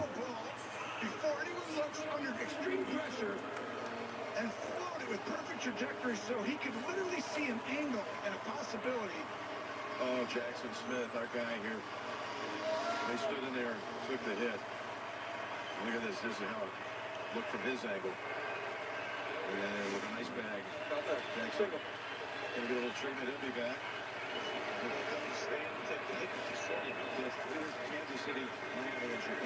First and 10 from the 25. It's complete to Cole Beasley. And he trailer parks his way for 11 yards. Be a first and 10 from the 35. Baltimore, why did I say Baltimore? Well, they were on earlier. Saw them come back. We're going to see Buffalo can try to come back. Tim Bay just jumped off sides. 5 yards on the penalty by another B and Shaq Barrett. 5 yards, automatic first down. San Francisco, Cincy, what's going on in that game? 49ers leading in the last minute of the first half of that one. All that coming up. Horizon halftime report. This drive right here, I mean, you go down and score a touchdown, 24-10. You hit the ball, and technically you could still, if I just becomes an enormous. Trips near side from the 40, first and 5. Allen picked off. There's a turnover. Tampa Bay going to have 3 timeouts in a minute to really put this game out of reach for the Bills in the second half. Wow. Wow. Richard Sherman, former Seahawk and Niner, now Buck. With the interception, did he catch it? That's a catch. That's an interception. They're going to have good starting field position as well with 3 timeouts in a minute to extend their lead now even more with the costly turnover by Josh Allen. They call all those 3 timeouts, have a minute and a half, get a penalty, and then they turn it over. They haven't done a damn thing that's gone their way in a couple of weeks now at this rate, with how they played last Monday as well, but more so than not, especially today. This is absolutely pathetic. They can't capitalize off of anything. They can't convert. There's no momentum. There's no consistency. Even if there is momentum or some rhythm. No consistency whatsoever, and they can't run the football. Allen's throwing every single play. Has he handed off at all today? No. Josh Allen is leading the Buffalo Bills in rushing with 3 carries, 21 yards rushing. That's the only run game they have. This is what we were talking about, the career grand slam. They said, of course, Singletary has 3 catches, 22 yards out of the backfield. That's it for him. Whereas Fournette has 10 carries, 17 yards rushing and a touchdown. Hell, Tom Brady has 5 carries, 18 yards rushing and a touchdown as well. That screen over the middle, complete by Fournette. Be 3rd and 5. Clock's rolling. They still got 3 timeouts. I'd burn one now. Just be safe. Yeah, 50 seconds and 2 timeouts. 3rd and 5. Convert. Make sure you're set. Keep it simple. Move the ball. Score again before halftime. For the most part, seal it at half with a win. But it's still a 60-minute game. So we'll see if Buffalo, probably not, how they played, get back in it. But we'll see. Yeah, their problem, they don't have a running game. Allen's doing it all by himself. He is their offense. I mean, just wait until they pull him or he goes out with an injury. Mitch the bitch. Trubisky's going to have to play quarterback then at that point. Yeah, this is bad by Buffalo. And it's going to cost them down the stretch with no running game. Because he's not going to be able to do it all by himself. Hell, he can't do it now, let alone the regular season. Come playoff time, they're going to be done for. 3rd and 5 from the 40 after the timeout. Godwin in motion. They get it off. Play clock running down. It's complete and then dropped by Chris Godwin. 4th down. How'd it go from 3rd and 5 to 4th and 10 with the incompletion is what I want to know. It'll be 4th and 5. And you probably want to punt, pin them deep, make them drive on you before halftime. Got an injured Buck. And that is Giovanni Bernard, the 3rd-string running back for the Bucs. But, of course, they still have Leonard Fournette and Ron Jones ahead.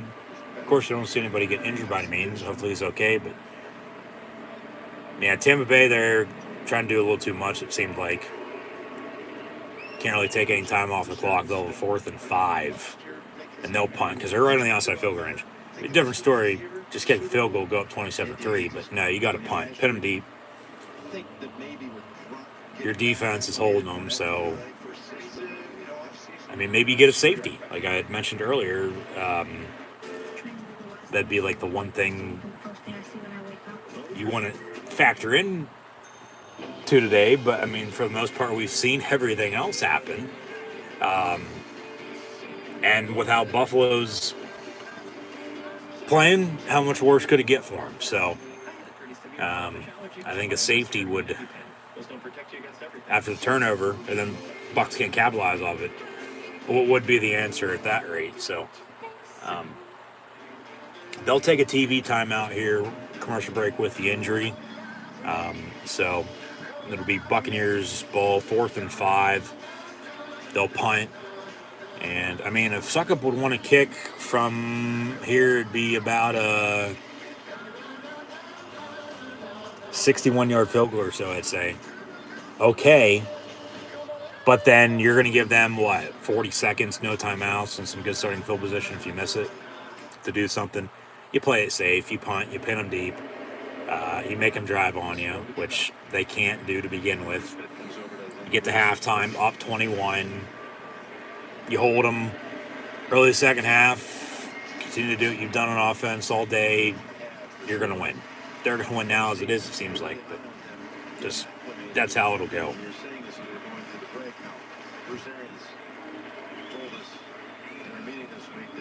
Now, if you have a 4th and 1, okay, maybe decide to go for it. Try to draw them off sides. I mean, hell, you can try to draw them off sides. Now, 4th and 5, it's still an automatic first down because it's a 5-yard offside. 4th and 5, that's a 1st and 10. So, looks like they're going to punt. At least Jennifer Bernard was able to walk off the field. But on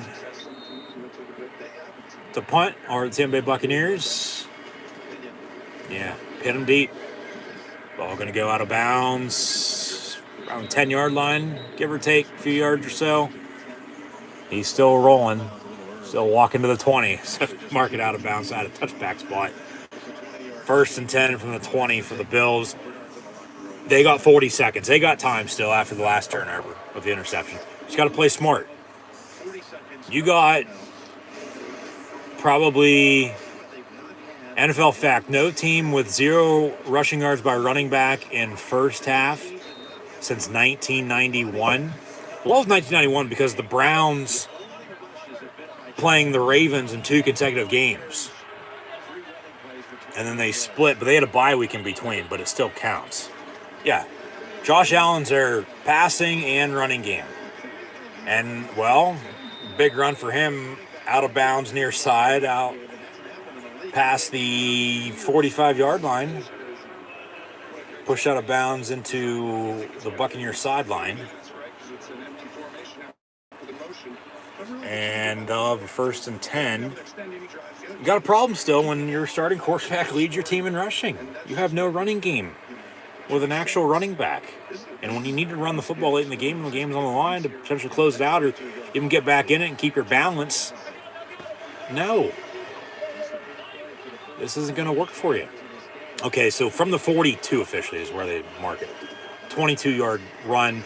1st and 10, Allen going to go deep down the middle, and Diggs wasn't even looking for the ball. Incomplete. 2nd and 10. They still got 28 seconds, though. Yeah, that's 2 plays? They probably have another 3 plays up their sleeve if they're lucky. Maybe 4 if they can keep this drive alive.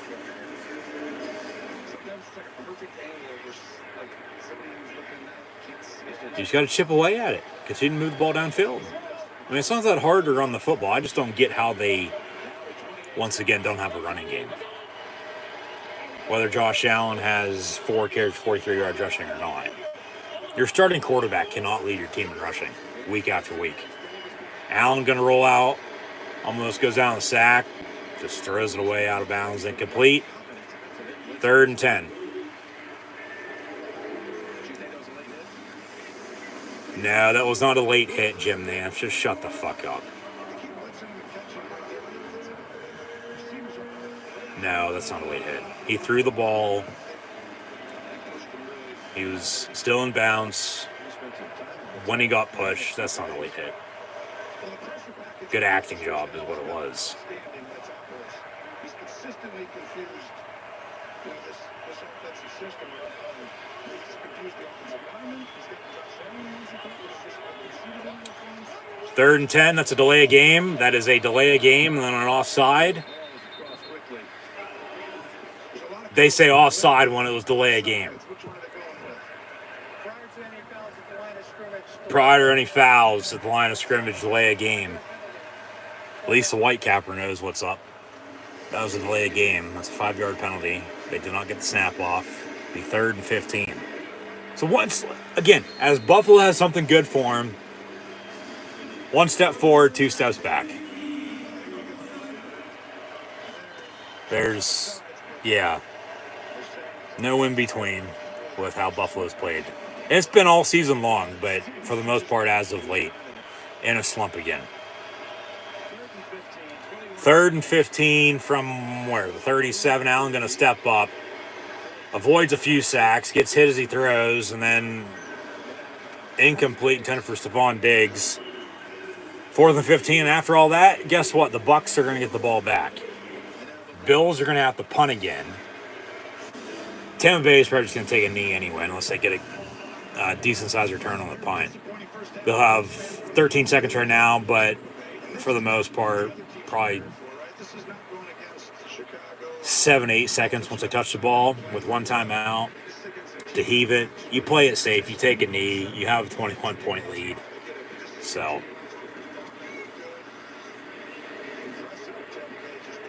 ball going to bounce and then roll. Tampa did not touch it. Buffalo, they down with a 1 second to the 2-yard line because of the roll. Took some more time off the clock. If I was Buffalo, I'd want to pick it up and run in the end zone because, look, they're potentially the Bucs touched it, but they didn't. So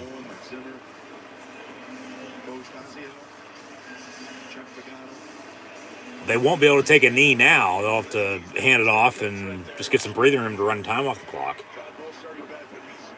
Well, 1st and 10 from the 2-yard line with 1 second. But we'll go into halftime with a Buccaneer 21-point lead at the half, 24-3 over the visiting Buffalo Bills. He's going to be successful wherever he's at. He's going to get a job, I think, next year. Sometimes it's difficult to just have the teams to get points. You understand he's too good. They still take a knee, not in the end zone though, so time winds off, no safety. 24-3.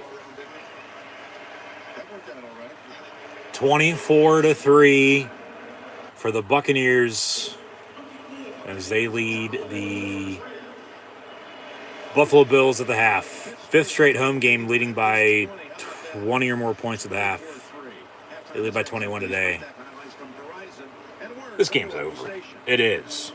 Sucks to say that at halftime, but this game's over. Because Buffalo cannot do a damn thing to save their life. They have no running game. None. No running back touched the ball on a run out of the backfield today for the Bills so far, at least first half-wise. Devin Singletary does have 3 catches, 22 yards out of the backfield, but that's in the receiving game. That's catching the football out of the backfield on a screen or two. Josh Allen leads the team in passing and leads the team in rushing. Hell, he'd probably lead the team in receiving if he could throw to himself, too. Because Diggs has 2 catches, 29 yards. Sanders, 1 for 25. Singletary, 3 for 22. Gabe Davis, a catch for 21 yards. Dawson Knox, they once again have not gone to him enough here today. 2 catches, 15 yards. Cole Beasley, 2 for 13. Isaiah McKenzie, 1 catch, 5 yards. At least there's some balance with getting the ball to his receivers, no doubt about it. But they can't run the football and they can't get off the field on defense. And they trail by 21. Josh Allen, he's 12 of 20 here in this first half. 130 yards passing. Has an interception, but wild ending to the first half there. Tampa Bay couldn't capitalize. They punted. The Bills go 3 and out. They punt. And then 1 second, they take a knee. So halftime, 24-3. Allen's been sacked a few times. They've brought a lot of pressure. Forced some mistakes on the 8 incompletions, the interception as well. I mean, at least he's smart enough to tuck it and run. He does have 4 carries, 43 yards rushing. But they have no running game compared to Tampa Bay. Can't run it. Can't stop the run. Tampa Bay making it look easy on offense. Other than their opening drive, which they went 3 and out. Buffalo also went 3 and out to begin the game.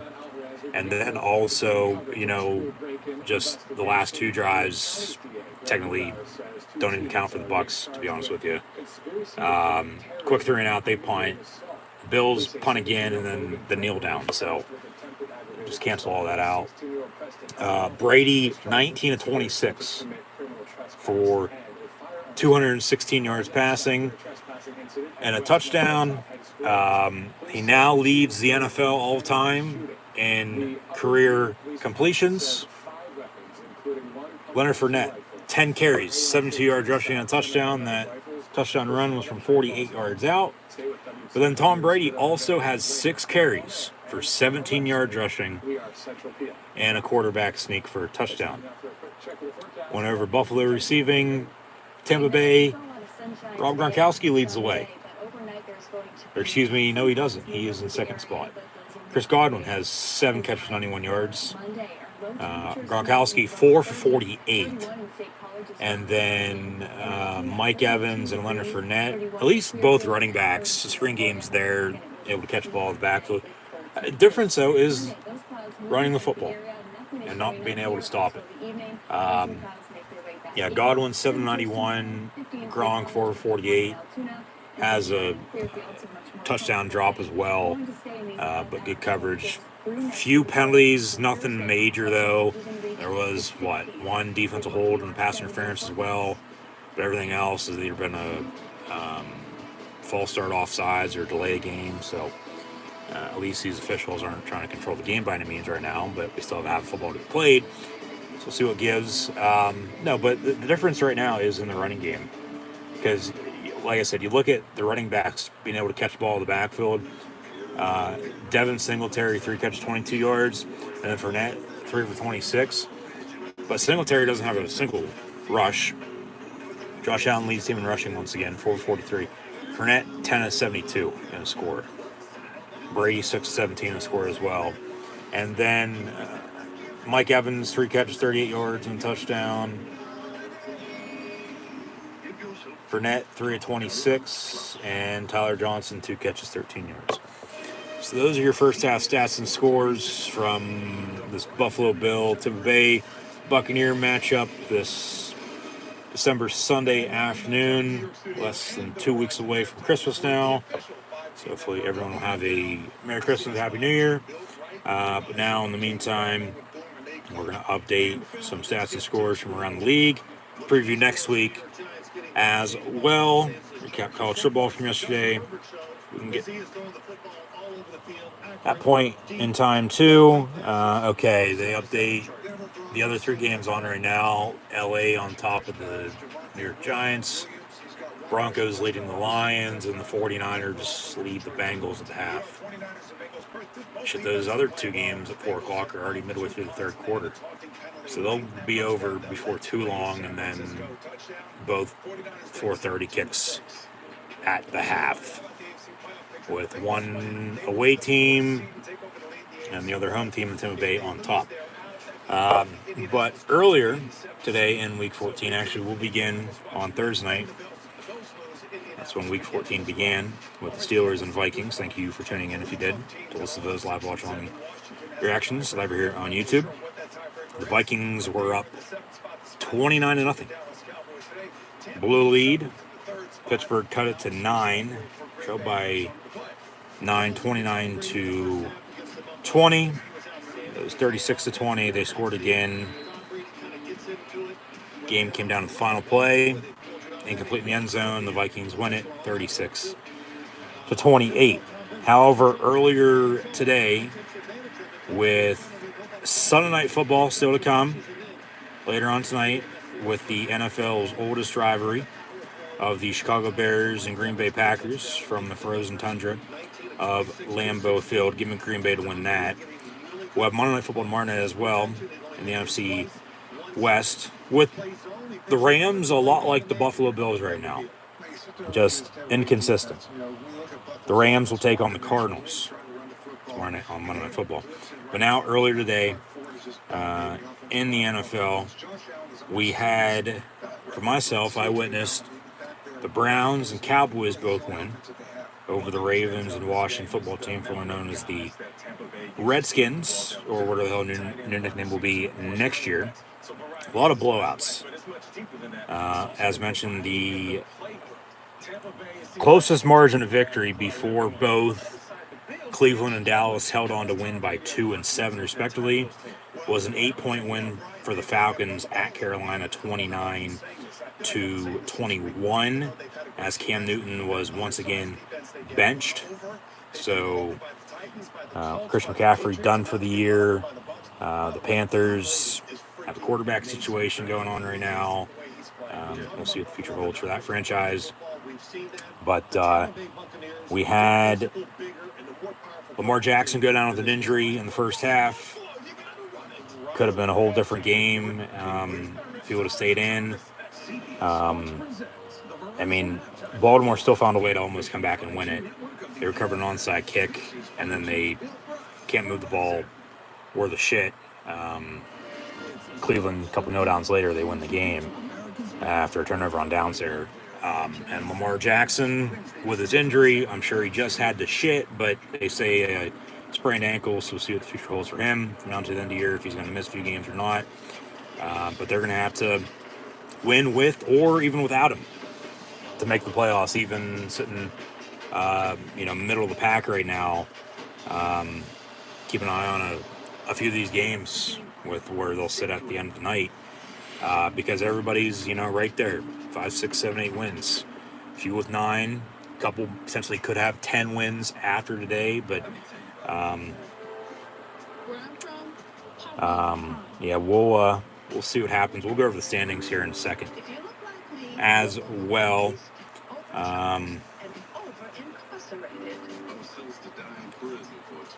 So I had Ravens, Browns, and Cowboys, Skins, an AFC North and NFC East rivalry. Like I said, Baltimore just beat Cleveland 2 weeks ago on a Sunday night. Browns had an off week. They split then today. And then, talk about Sunday Night Football, Dallas just defeated Washington, held on to win, almost blew it their late. They gave up a pick 6. And then the extra point was blocked, no good. Dallas, like I said earlier, defense and also running the football ended up winning them the game. So Dallas wins by 7, 27-20. But they'll host the Skins on a Sunday night in a few weeks, the day after Christmas. And then also earlier, talk about a few of these blowouts. And Sunday Night Football, once again, the Chiefs put it to the Raiders 48-9. They beat them on the road from Sin City, Las Vegas, Nevada earlier this year on Sunday night, putting up 40 plus in both wins now, 48-9 in the home win today against Silver and Black. And the Saints, still alive, but I still feel because quarterback play, he went Taysom Hill back, and Trevor Siemian still in the mix too. At least they got Alvin Kamara back. He had a big rushing touchdown today. I feel the Saints aren't going to make the playoffs, but they defeated the Jets earlier 30-9. We saw the Titans defeat the Jaguars, actually shut them out 20-0. Urban Meyer has now threatened to fire the source of leaking info, and of course some recent reports about what is going on down in Duval County, as they have lost 5 in a row now. So we'll see what the future holds for Urban Meyer and Jacksonville Jaguar franchise from now until the end of the year and next year as well.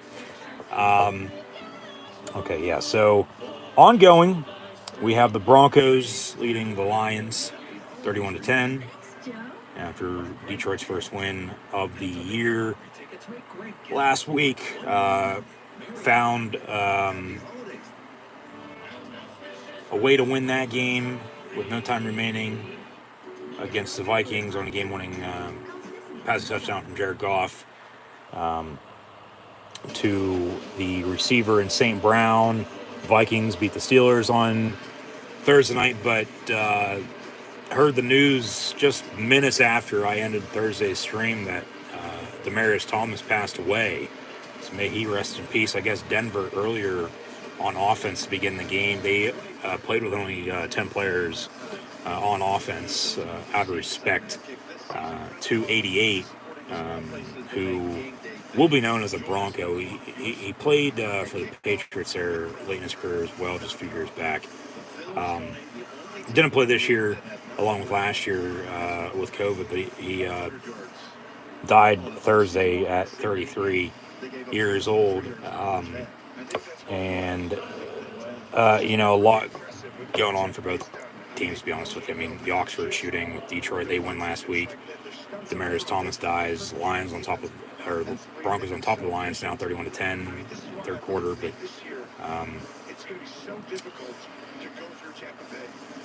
I think honestly, Demaryius Thomas could be remembered for the overtime touchdown from Tebow time against the Steelers in the playoffs about 10 years or so ago now. And then also, of course, catching touchdowns from Peyton Manning in their 4 years together, and then the Super Bowl, 2 Super Bowl appearances and the Super Bowl 50 win against Carolina Hard to believe, coming up on about 6 years ago now. But meantime, back to the action. Begin the second half, 1st and 10 for the Bills, down 24-3 against Tampa Bay Buccaneers. So ongoing, Denver leads Detroit 31-10. The Chargers are on top of the Giants by 20, 27-7. And then the 49ers lead the Bengals early third quarter now as well, 17-6. 24-3 here, Bucks on top of the Bills. It's just been blowout Sunday in the NFL. It has. They show us the quarterback comparison stats, which we already went over, but already earlier today as well, the Browns defeated the Ravens 24-22. Titans with a shutout win against the Jags 20-0, as Mike Vrabel actually gets the better of his former boss in Urban Meyer. Remember, he was an assistant at Ohio State under him for a year or so. Chiefs 40-9 winners at home against the Silver and Black Raiders. 1st and 10 after a first down to begin the second half. Odd formation there. It seemed like they're going to kneel the ball for some reason. I don't know why, but they had a man back to protect if something would have happened on the snap. But Allen keeps it, and he only gets a yard. So 2nd and 9. Saints, as mentioned, beat the Jets 30-9. Cowboys 27-20 winners at Washington, bringing their warm heaters on the road as well to keep them warm and then pick up the win, hold on for the W. And then Atlanta won 29-21 over Carolina. And Seattle and Houston was close, 16-13 at the half, but then the Seahawks shut them out in the third and fourth quarters and won 33-13. And then, like I said, Sunday Night Football and Monday Night Football is still to come with the Bears and Packers and Rams and the Cardinals. But now, here today, early third quarter, Bills trail the Bucks by 21, 24-3. They have a 3rd and 3 from the 44, complete to Gabe Davis. Nowhere for him to go, 4th down, and back to the same old Buffalo Bills is what they were in the first half. Not being able to move the football. Buccaneer defense holding. Going to force a punt. Going to try to extend their lead before halftime. Or here out of halftime, early third quarter. And, hell, neither of these teams score. This third and fourth quarter will final with 24-3. But just... they run a fake punt. They snap to the up back. And there's your ball game because they don't get it. They actually lose a few yards. They snap it to Matt Breida. I don't mind the fake punt, catch him off guard. But no. Just no. Because it would be momentum if you'd be able to convert and then score on the drive. But yeah, Buffalo's just going to have to sit back and take an ass whooping today against Tampa Bay Buccaneers. So 24-3. They run a fake punt, try to get something going, and nowhere to go. So that's where we're at. 24-3. And the Bucs are going to have even better starting field position now to begin the second half with a lead. Going to try to extend it, and we might sign off early if this keeps up.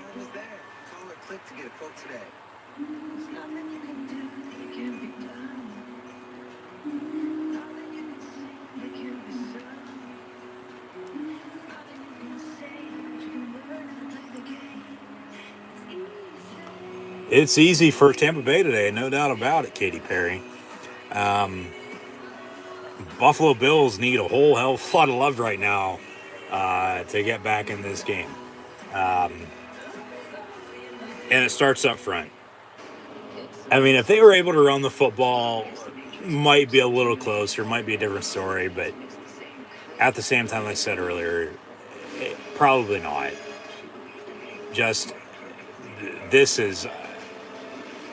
There's really no way to describe how Buffalo is playing. There isn't. It's a 6-minute game, though. Pittsburgh was down 29-0 Thursday night on the road against the Vikings. Came back, made it a game, late third, early fourth quarter, down the wire. Came down the final play on the incompletion. Vikings holding on to win. That game, though, Minnesota got away from the run. I don't see Tampa Bay getting away from the run anytime soon. They'll keep running for net. And Ronald Jones, it doesn't look like Joe Bernard's going to be returning anytime soon. But unless they start Tampa Bay, Tom Brady turned the football over, as Kirk Cousins did Thursday night against the Steelers, to allow Buffalo to, come back and make this a game today. No, this game's going to be over here before too long. I mean, it's sort of been over since middle of the first quarter, but here we are, early third quarter, 12:28 to play. 1st and 10 after the failed fake punt by the Buffalo Bills. And he'll run it, hand off to Fournette. 3 yards to the 39, 2nd down and 7. Oddly enough, the first official rush by a running back was that one. You're talking about Brady in the second half. They're going to stick with what they do. See how they just got up on the ball. They're going to run the football, work the clock, beat you deep, play good defense, and win. Over the middle, behind Gronk, incomplete. 3rd and 8. That's on Brady. He's gone to Gronk, but where the hell have Cameron Brate and O.J. Howard been? Seen him out there, but he just hasn't gone to him. Interview with Boomer on the NFL Today. But at the same time, when you're able to hit Godwin and Evans and even Gronk, all your targets that you have to throw to, for the most part, 95% of the time, then why wouldn't you continue to throw in the football?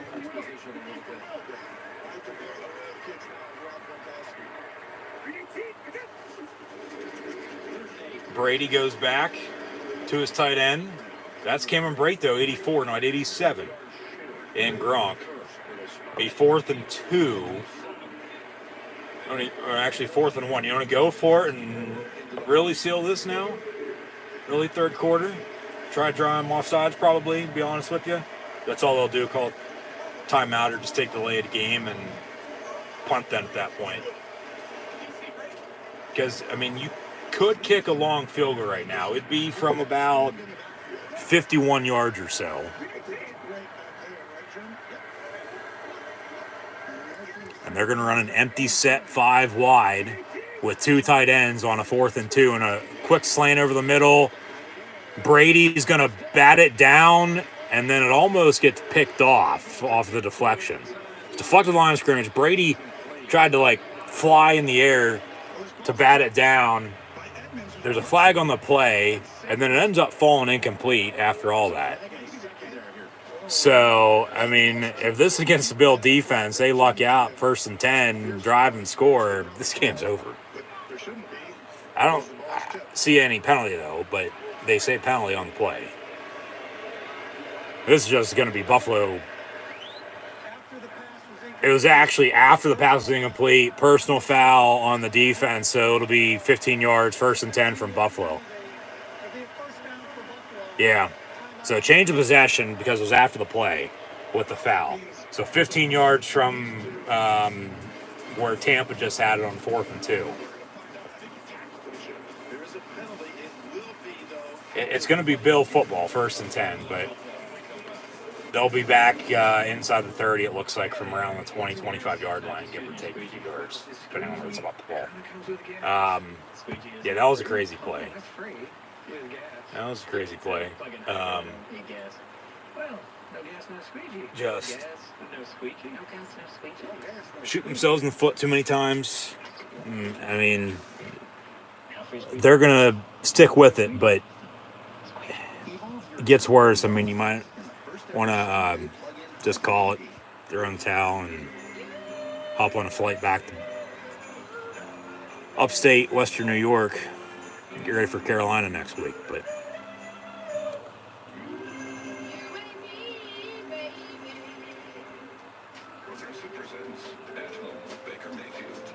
their problem is not being able to run the football. Plain and simple. And you can't have stupid penalty, this or that, and turn the ball over either.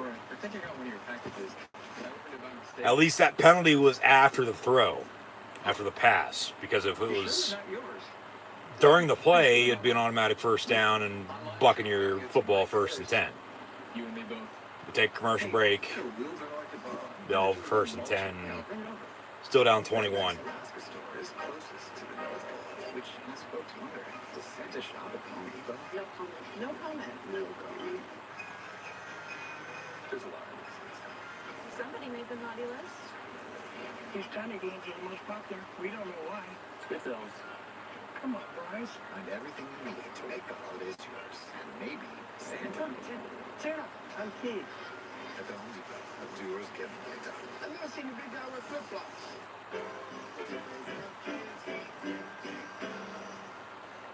This holiday season, remember the trick. The one that lets you skip the line and get your finger-licking chicken finger-licking quick. It's finger-licking quick. The NFL on CBS is sponsored by KFC. Order on KFC.com or through the app. Hyundai. And by the Home Depot. How doers get more done.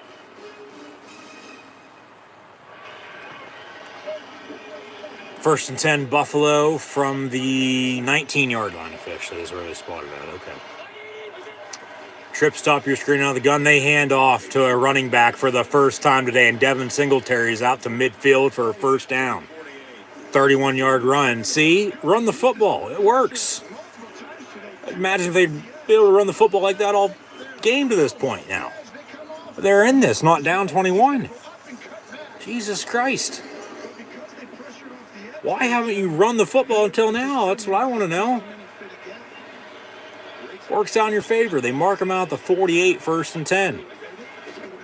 So a 29-yard run, slant over the middle, complete to Stephon Diggs. 12, 13-yard reception to 39, 1st and 10, Buffalo.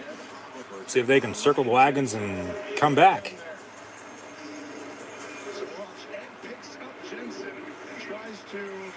Oh, that was the penalty. Had a big takedown.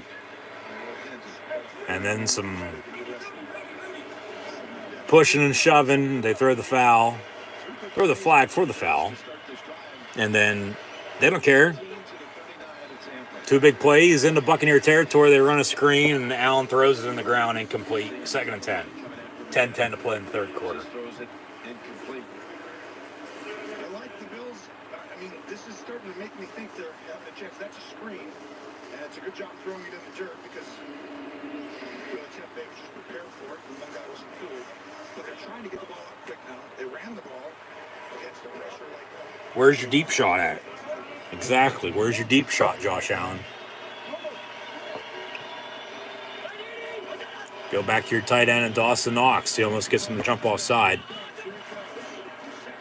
Slant over the middle, a little too much, incomplete, intended for Cole Beasley.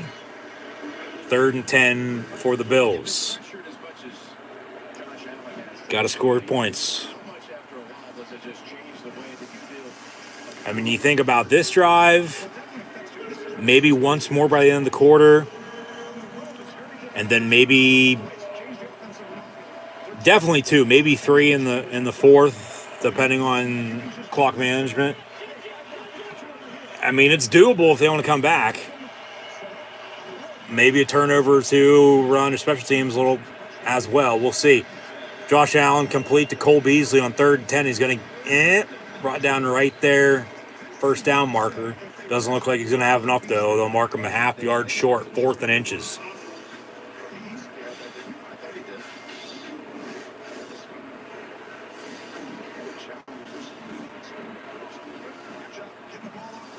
When the hell did Cole Beasley get a sleeve is what I want to know. I don't mind tattoos. I have one myself, but Cole Beasley's never had tattoos up until late. Unless I completely just haven't noticed.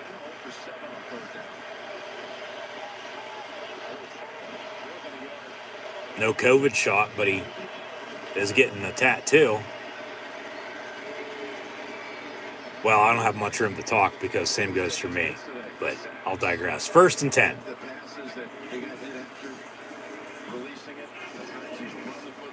Josh Allen on a quarterback keeper, and they get a first down.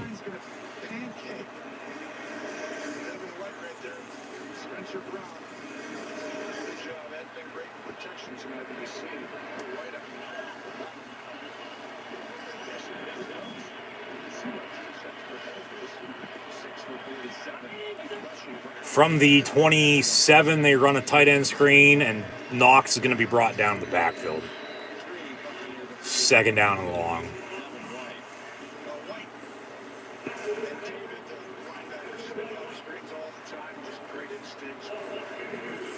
Cole Beasley's a reliable receiver. He is. I mean, he made his name in Dallas. Now in Buffalo. He's a good number 3 behind Diggs and Emmanuel Sanders, who they signed off of. Well, he's bounced around the league. He's played for everybody, it seems like. Former Steeler, Bronco, Niner, and Saint, now Bill. And then even, like I said, balance with Allen able to get the ball out to his playmakers. Gabe Davis has played well, even McKenzie. But this is a situation for Dawson Knox right now. Go to your tight end. You have a third down, third and officially 3. Okay. 3rd and 3 from the 18. 2 backs, one to the left, one to the right. Josh Allen out of the gun. He's going to quarterback keeper, and he's going to walk into the end zone. Touchdown, Buffalo Bills. There's a good drive. There's points for you. You're right back in it. 24-9. 7.5 to play in the third quarter. Kick the extra point rather than analytic-wise, go for 2 here early. No, you kick it. You don't go for 2 until you have to. Saw that. Thursday night, Pittsburgh went for it. Didn't get it. They're down 9. And then there's a game earlier as well. I think it was Baltimore-Cleveland, and then there's another one too, I think. The Cowboys went for 2, and they got it, though. That was the third, okay. So it's both games I saw earlier. They made it an 11-0 lead, back to 21, and won by 7, but a win's a win. That's all anybody ever remembers anyway. So regardless how you got there, as long as you win, that's all anybody cares about. No, but the 2-point, they kick it 24-10 now, Tampa Bay. So they're going to have to get back to doing what they were doing in the first half to close this game out for sure. Still a quarter and a half football to be played. So the Bills are in it, starting to come back, but really they're going to have to show me that again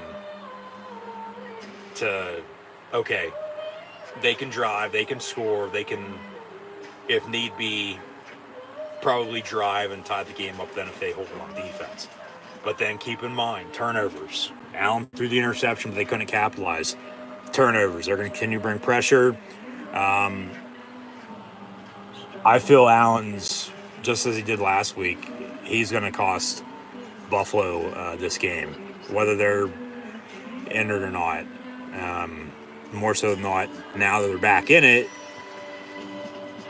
one big run, but Allen still leads the team in rushing. I think, whether it's a big sack, turnover on downs at that point, however you want to put it, fumble, interception, Tampa's still going to win this game, unless they absolutely just choke and blow it. They'll get back to the running game. They'll run the football. Keep running Lenny and Ronald Jones a little bit maybe. Brady's going to have to make some throws, which he will. They haven't played a perfect game by any means. Opening drive, they punted. After the interception, they punted. They just punted. Buffalo scored. And then there's another drive, kneel down, but that doesn't count, even though it does. Every other drive they scored on, whether it's be a touchdown or field goal. Back to Raymond James Stadium here in Tampa. Josh Allen with a rushing touchdown from rush touchdown. How far was that out? Third down counts as a conversion. In the stats. Well, it was a 3rd and 3. Yeah, I'd hope so to convert as conversion. Or count as conversion when you score or not. I mean, what the fuck? Makes no sense. Why even say that?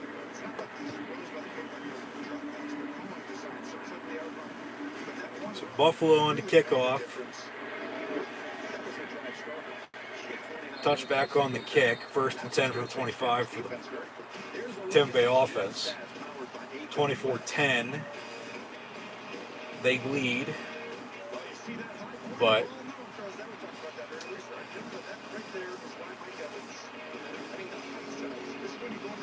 yeah, that was what, a 19-yard rushing touchdown, I think.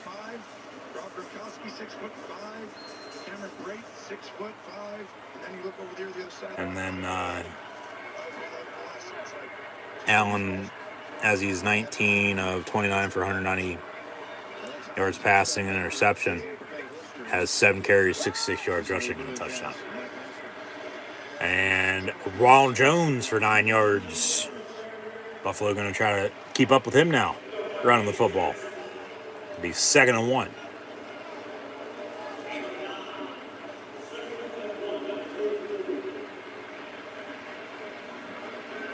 You talk about trying to defend this offense, and you just got the impression, talking to Tom last night on the phone in our production meeting, they realize that they're harder to defend.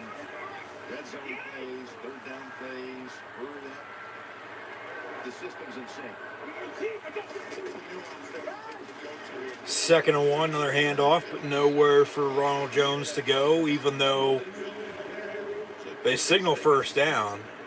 He was stuffed to the line, but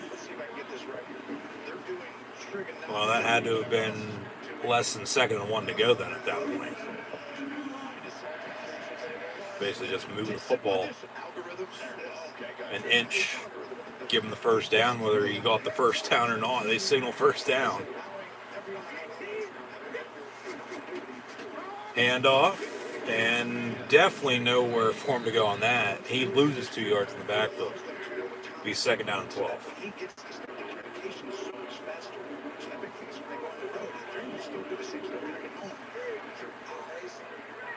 Simple like touching of his helmet, right? It's a simple like, oh, you remember this?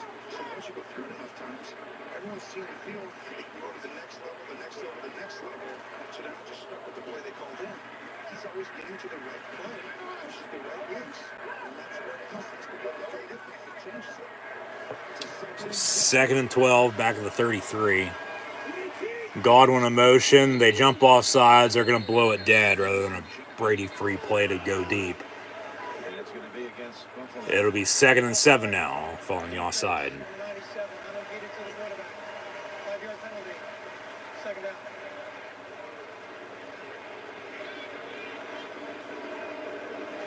This is a defense that Coach Frazier squads 2nd in the league in takeaways, coming in 2nd to the Colts. They haven't had one. They nearly had one on the first play of the game when the snap sailed wide, and then the tip tail. So after the offside, 2nd and 7 from 38, Godwin in motion again. Looks like the same play. Brady going to go deep, 10 for Gronk, and a one-handed grab. Falls incomplete. As Buffalo makes a tackle. 3rd down and 7. That's just good coverage.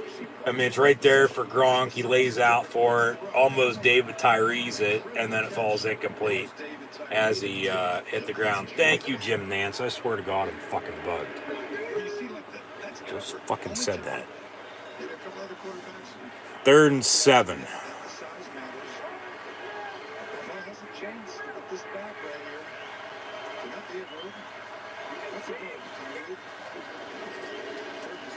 And Brady down the middle, caught, but then they signal incomplete as it hit the ground.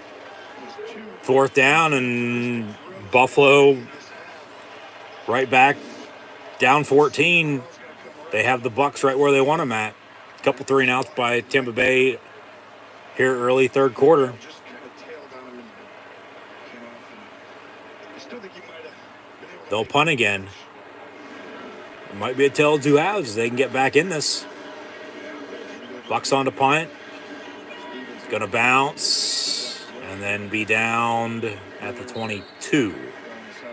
1st and 10 from there for the Buffalo Bills. 4:53 to play in this third quarter. 24-10 Tampa Bay. Next week, week 15 in the NFL, it will begin on Thursday Night Football. We'll have the Chargers hosting the Chiefs. Next Saturday, 2 NFL matchups on the NFL Network. Raiders, Browns, Patriots, Colts. Next Sunday, Panthers, Bills, Cardinals, Lions, Jets, Dolphins, Cowboys, Giants, along with the Washington football team and the Eagles. Tennessee and the Steel City take on the black and gold Pittsburgh Steelers. Texans and Jaguars should be a good game. Bengals, Broncos, Falcons, 49ers, along with Fox having America's Game of the Week next week. It'll be Seattle and the LA Rams from Inglewood. And then Green Bay and Baltimore take on the Ravens. Buccaneers will host the Saints next Sunday night. And the next Monday night is Minnesota and Chicago before we get into Christmas. College football yesterday, we had Army-Navy with the Naval Academy picking up the win 17-13 over the Cadets.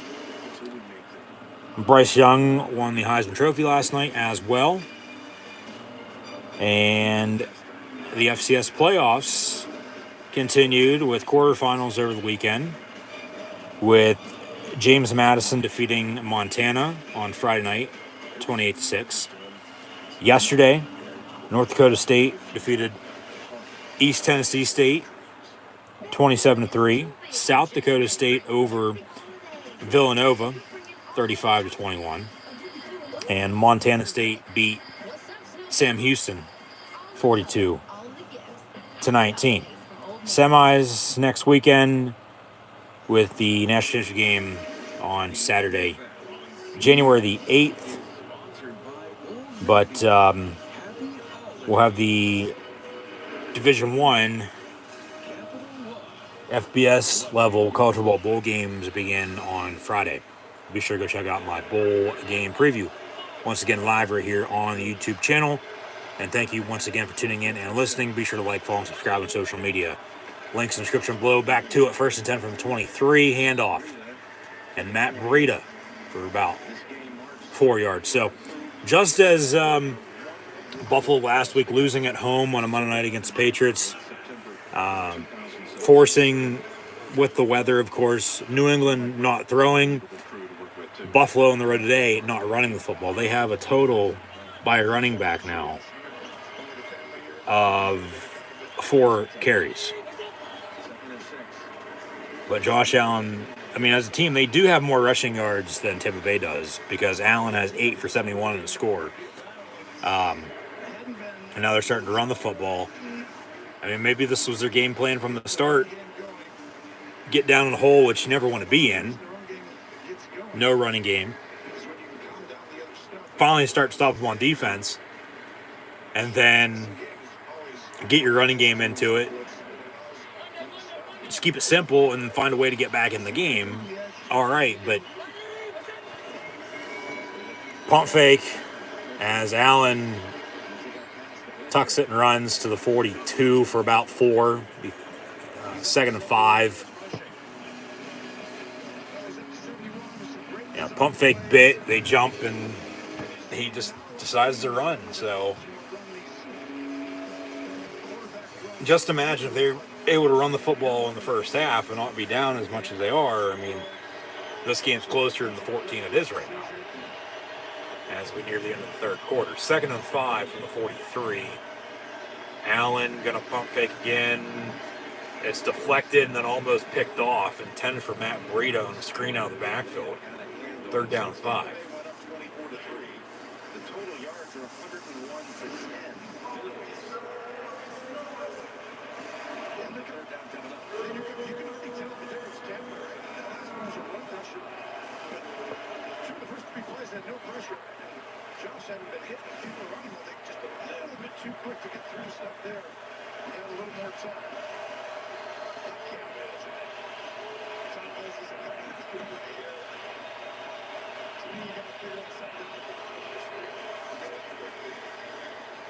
Screen on 3rd and 5, and they only get 2 to Singletary. And Tampa gonna, no, you punt. No, you don't go for it here. You got 3 timeouts, another full quarter of football to be played. You got to force on defense, though, as Remo just said, at max a field goal. They're going to go for it. Or no, here comes the punt unit. I don't mind it. You punt. You punt. You take this game in the 4th quarter. You continue to get stops on defense. Because you don't get it, you're going to give them a 1st and 10 in Bill territory on the right side of the 50 from the 45-yard line. Maybe run another fake punt. No, they don't. They boom it away. Maybe a muff. No. Fair catch at the 10. 1st and 10, Bucks from there. Good decision to punt. You don't go for it there. It's still too early. It's not the 4th quarter yet. And then with 90 yards to go now for Tampa, if Buffalo can get off the field, force a punt, maybe get some good starting field position, drive and score then, and then you'll go back to fake punt. But that punt, good decision not to go for it then. It'll work out for Buffalo if they can get off the field. If they can get off the field. If not, then, well, yeah, then you probably should have went for it. But good decision then, right now, just to punt it away. You got to play good defense, though. 1st and 10 from the 10. Brady going to hand off. And, yeah, Tampa Bay, just run the ball. But like I said, Brady's still going to have to make a few plays. They're going to have to go deep. Evans has had a quiet second half. Has a touchdown pass earlier. But like I said at the start, who's going to step up and be the difference maker when this game's on the line? I mean, Godwin's the favorite target. Evans has a touchdown. Gronk's been targeted a lot. Brate has 1 catch. Fournette's running the football, but Brashard Perriman, Tyler Johnson, maybe there's Mike Evans to the 35 on a Buccaneer 1st down.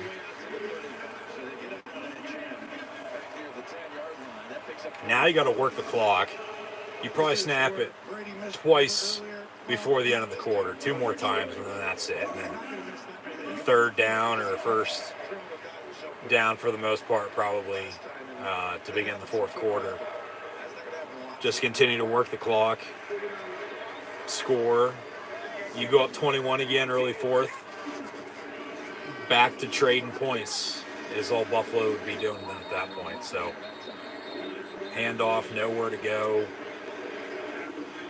2nd and 10. Yeah, you got 1 more play before the end of the quarter. There's about a 13-second differential between the game clock and the play clock. This year versus this past season. The fans in the stands. Full stadiums make it much more difficult. Because of the communication. That's why you can't get to a bunch of plays. You're at home. People just changing it on the road. On the road, people can't hear you. 2nd and 10. And Brady complete far side. That is Tyler Johnson, number 18. And they'll have a 3rd and 6 to begin the 4th quarter. Up 14, 24-10. So Tampa Bay shut out in this 3rd quarter, but they still lead by 14. 24-10, Buccaneers on top of the Bills at the end of 3 with 15 minutes to play. And once again, as always, I'm your host, Encyclopedia Sports, Cohen Luke 96. Thank you for tuning in and listening. Be sure to like, follow, and subscribe as always on social media. Links in the description below. Thumbs up button. Share hashtag NFL, hashtag Bills, hashtag Buccaneers, hashtag Buff, B-U-F, for Buffalo versus TB for Tampa Bay. Chat questions and comments, super chats, super stickers, always greatly appreciated. At the end of the 3rd quarter, Josh Allen leads the team in passing and rushing, and as mentioned, if he could throw it to himself and catch it, he'd probably be leading the team in receiving as well. He has 20 and 31 for 181 yards passing. Sacked 3 times, has an interception, but Tampa Bay did not capitalize. They have no running game, but sort of now they do. Allen, 8 carries, 71 yards rushing, and the lone third quarter touchdown. Devin Singletary, only 1 carry, 29 yards. Lucky to have 29 yards on that carry because it could be 1 for 1, if not worse. Matt Breida, 3 carries, 12 yards. They did not run a single run to a running back until the third quarter. Just, I don't get how you don't have a running game. But now, as mentioned, they sort of do, but they're going to have to get off the field on defense. If not, you give up another touchdown. Hell, even a field goal. A field goal is doable, but you'll need 2 touchdowns and two point attempts, and then you still be down a point. Tampa, they'd score on this drive with a touchdown, game's over. Because you're just trading points again. You're down 21. You're playing catch-up all afternoon at that rate. And Buffalo will lose their second straight to a Bill Belichick, Tom Brady-led team and the Patriots and Buccaneers. What do we got receiving? Stephon Diggs has 4 catches for 48 yards. Both Singletary and Gabe Davis have 34 yards receiving apiece. Emmanuel Sanders only has 1 catch, 25 yards. Cole Beasley, 3 for 22. And then Dawson Knox, 3 for 13. Isaiah McKenzie, 1 catch, 5 yards. Whereas Tom Brady and Tampa Bay Buccaneers, Brady is 22 of 33 for 250 yards passing, a touchdown. Also has a rushing touchdown on 6 carries, 17 yards rushing. But Leonard Fournette, 13 carries, 76 yards, and a score really hasn't done anything since late first, early second quarter. Begin the fourth, 3rd and 6, Brady looking to throw, and nowhere there, incomplete. They got a penalty flag, maybe for a late hit, maybe a defensive hold. I think that's more of a defensive hold than a late hit, as Brady just fell to the ground.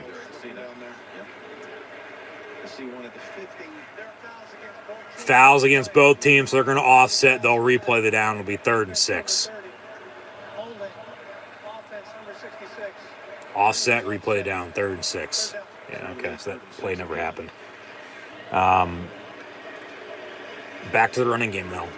I wouldn't run on 3rd and 6, maybe a 4th and short, if you don't want to punt, but I'd punt, pin them deep, make them drive on you. Because Tampa really hasn't done a damn thing in the second half. They haven't. Godwin, 7 catches, 91 yards. Maybe go to him. Same stat line as it was at the half. Evans, 5 catches, 80 yards in the score. 3rd and 6, Brady looking to throw over the middle. It's caught by, guess who, number 13, Mike Evans again. He'll have now over 100 yards receiving. Big first down pickup for Tampa Bay. Gronk, 4 for 48. Leonard Fournette, 3 for 26. Back to the run game. Run the football. Work this clock. 2 to 3 to 4. And he just reads across the field so quickly that he gets all the way back to 4. And it's just everyone's moving in a direction. See the eyeballs? 1, 2, 3, 4. And it all looked like it happened in like 1 second. And that's what is unbelievably difficult. And Brady will hand off to Leonard Fournette. And Fournette for about 7. It'll be 2nd and 3 to work this clock. If I'm Tampa Bay, I'm working the clock. Run it down as far as you possibly can. Before you have to snap it, run it again. Do the same. Over and over and over again.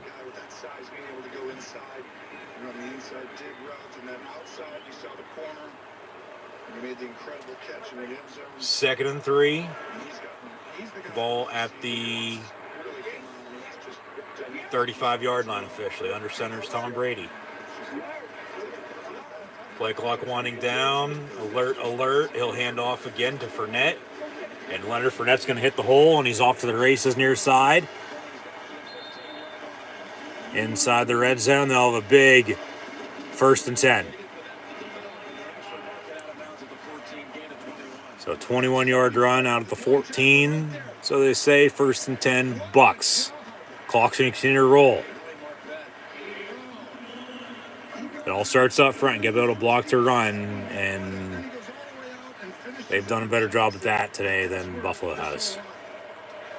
They don't run the ball a ton, but they're so successful when they do because they're really good and talented. Do it again. Keep running the rock. Godwin in motion near side. Fake the give. They go to him on a bubble screen. He's going to get hit right away and nowhere for him to go. 2nd and 10.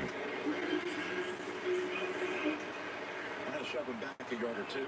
And this offensive line, Marquette, the guard, right there in the tackle. In the previous play, having an outstanding year. Jensen, the center's unbelievable. Worse, 78. I mean, across the board, down in Smith, but That offensive line, Tony's been intact for 11 of the 12 games coming in. They've had consistency. They've been able to stay away from the injuries and protect their quarterback. So 2nd and 10 from the 14. Brady over the middle, and it's going to be picked off and dropped. Incomplete. Wow. That would have been a big play. It was a big play. I don't know why the hell you're throwing. Run the damn football. That's a pick. That's caught right there and dropped. it's a tough catch. It's a great play by him, really, to swallow up Brady. He wasn't open, and then on top of it, and went for dropping something like that. Remember, this is a secondary that recently lost Tre'Davious White. Just a great player. The ACL, he did not allow a touchdown pass. Fournette motion, empty set, and Godwin over the middle on the catch. Tampa Bay now with 2 100-yard receivers today. And Chris Godwin and Mike Evans, 4th and 2. I'd kick it, but if you go for it, score a touchdown here, you seal it. Game's over. But you don't get it. They drive the length of the field, score to cut it in half. Stop you again, score again, tie it up. You're going to overtime. We'll look back at this, and that's what ended up costing them potentially the win. Probably just try to draw them off sides. Brady's going to call a timeout. 4th and 2 from the 6. They'll call a timeout and kick the field goal. Take the points. Go up 17. Extending your 2-score game. 5 yards matters from 6 yards for the kicker, but they still look like they're going for it. But then, They shouldn't. and now here comes the field goal again. Okay, they're going to kick it. But if he misses, well, then you should have went for it. But he should make this. He should make this kick. It was just 23 yards out. He's getting a chance at another short one. This is going to be officially from, 24. about 24, 25 yards. 7 to the end zone plus the 10, 7 or 8, give or take, depending on how they spot it. 24-yard field goal to make it a 17-point lead for Tampa Bay. From the center of the field on this 24-yard field goal to make it from 24-10 to 27-10. Kick's good. 27-10 Tampa Bay. 11:20 to play. So you always have to rely on your special teams. Buffalo's going to need 2 scores and 2 two-point attempts, but they'll still be down by 1 at that point. So they still haven't done enough, even at this point, to be in contention to win this game.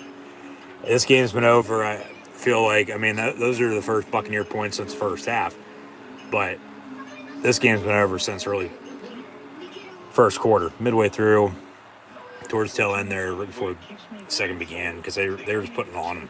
Go back to everything I said today. Just Buffalo's no running game. They sort of do now, but it's what I say earlier as well. Time's not going to be on their side when this game's on the line here in the fourth quarter, and guess what? Time's not going to be on their side. Even with 3 timeouts, 2-minute warning, 11:20 officially to play, down 17. You need 2 scores, 2 two-point attempts, and a field goal to take the lead, because the 2 scores and 2 two-point attempts, even if you get them, you're still going to be down by 1. So you're going to have to go fast and fast again and get the hell off the field on defense. It's a lot to ask for in the fourth quarter when the game's on the line. See if they can step up the challenge. I think this game's over. I've thought this game's been over with. Tampa Bay should win. And we'll see what gives. I'm sure there's always something will. But 27-10 now. Tampa Bay on top of the Buffalo Bills. 11:20 to play. It's one of the most interesting business stories we've ever seen. New 60 Minutes tonight on CBS. They're going to announce the winner right here on location. This is the finale of Survivor. It's going to be a wild finish. Who wins season 41? The 2-hour season finale of Survivor, followed by a deep dive into the season with the Survivor After Show. Wednesday on CBS and streaming on Paramount Plus. Go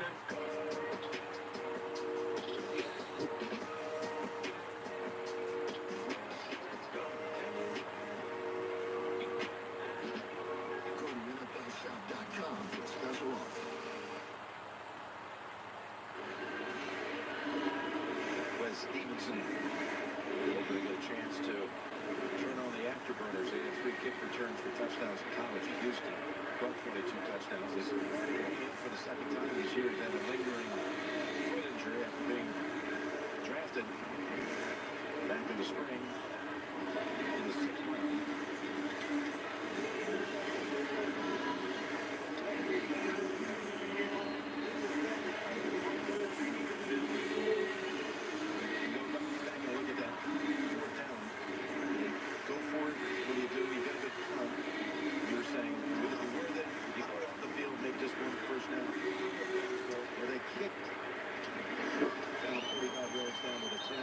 You would have gone for it, Tony Romo, but you probably wouldn't have got it, and then you'd find a way to lose the game. Whereas Tampa Bay, they decided to kick it, and then now they lead by 17, and they're probably going to hold on to win. So that's why your broadcaster and Tom Brady's still playing. Back in December of '77, they got their first ever win.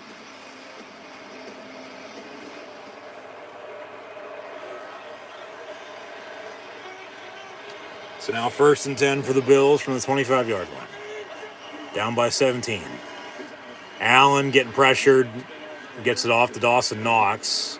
He'll get about 4 yards or so if he's lucky enough. He's 2nd down and 6. Yeah, this is how you're talking about the 2 Tampas. You see Coach McKay, Gary Huff, those early days. Their first 2 games in franchise history, they got shut out. Their first points ever as a franchise came against Buffalo in their 3rd game. And they're being goal by Dave Green. Steve Spurrier was the Bucs quarterback that day. 2nd and 6, complete to the 39 for 1st and 10. As lean as those days were, they're feasting these days. Those 2 years, distant memory. All those years, you know, they're just now getting some of those season ticket holders to get back. Obviously, they have a dominant defense rush for us. It's probably the real. Got a penalty flag. Allen gets rid of it. Maybe another flag on a hold as well, but this will be at the line of scrimmage. Probably an offside. Beat the Raiders in the Super Bowl. Offside, yeah, 5 yards. They'll take it. 1st down. Is there any other team, obviously not didn't win the Super Bowl, is any other team in mention of those 2 eras? So that era is the dominant team. The first Super Bowl, and this one is obviously as well. Is there any other time in Tampa history that there's another little era that didn't get? There wasn't an era that got to an NFC Championship game when they ended up losing like an 11-7 crazy score to the St. Louis Rams. And they're going to show on turf. 1st and 5, and Devin Singletary gets a 1st down. See, run the football. How hard is it? I mean, because if they don't score here, game's for sure over under 10 minutes to play. You would think so, right? Yeah. He's run the football. He's had a 29-yard run and an 18-yard carry. Averaging 23.5. Allen, quarterback draw. He'll get a 1st down. Holy shit. Brought down at the 15-yard line. A little slow to get up. as they get tangled up there, but he'll hobble back to the huddle. 1st and 10. He's going to finish, keeps it up over 100 yards rushing. But once again, when your starting quarterback leads your team in rushing, you got a problem.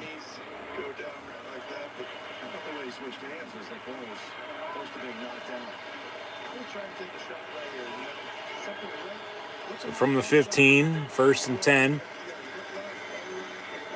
And caught, touchdown, Dawson Knox. They finally go to their damn tight end as well. In the end zone for 6. Touchdown Bills. You got to go for 2. Now, got to kick it, be down 10. Need a touchdown, a field goal to tie it. 27 if you get off the field. All right, that's fine.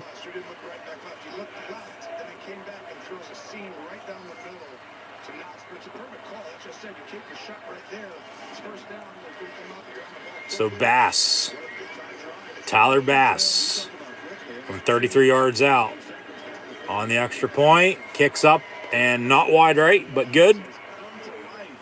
27-17. Has been till 2 halves. I mean, they're beating them in this 3rd and 4th quarter, but overall in the game they still trail by 10. So just imagine if they were able to do something early in the game with running the football, as they found one now in the second half, down 10, 27-17. Game's a hell of a lot closer than it is right now. If not, Buffalo's on top. And then it's Brady and the Bucs trying to come back and win. So 27-17. Tampa Bay on top. But once again, just as Buffalo has something good going for them, they're going to have to get off the field again on defense and score again. Forced turnover maybe or 2. They're not going to, because if they let the Bucs drive and score, sorry for the technical difficulty there with a buffer, disconnect, and reconnect. 27-17 is where we sit at. The game's over again. They're just back to trading points. Simple as that. Like, that's not that hard to understand, I don't think.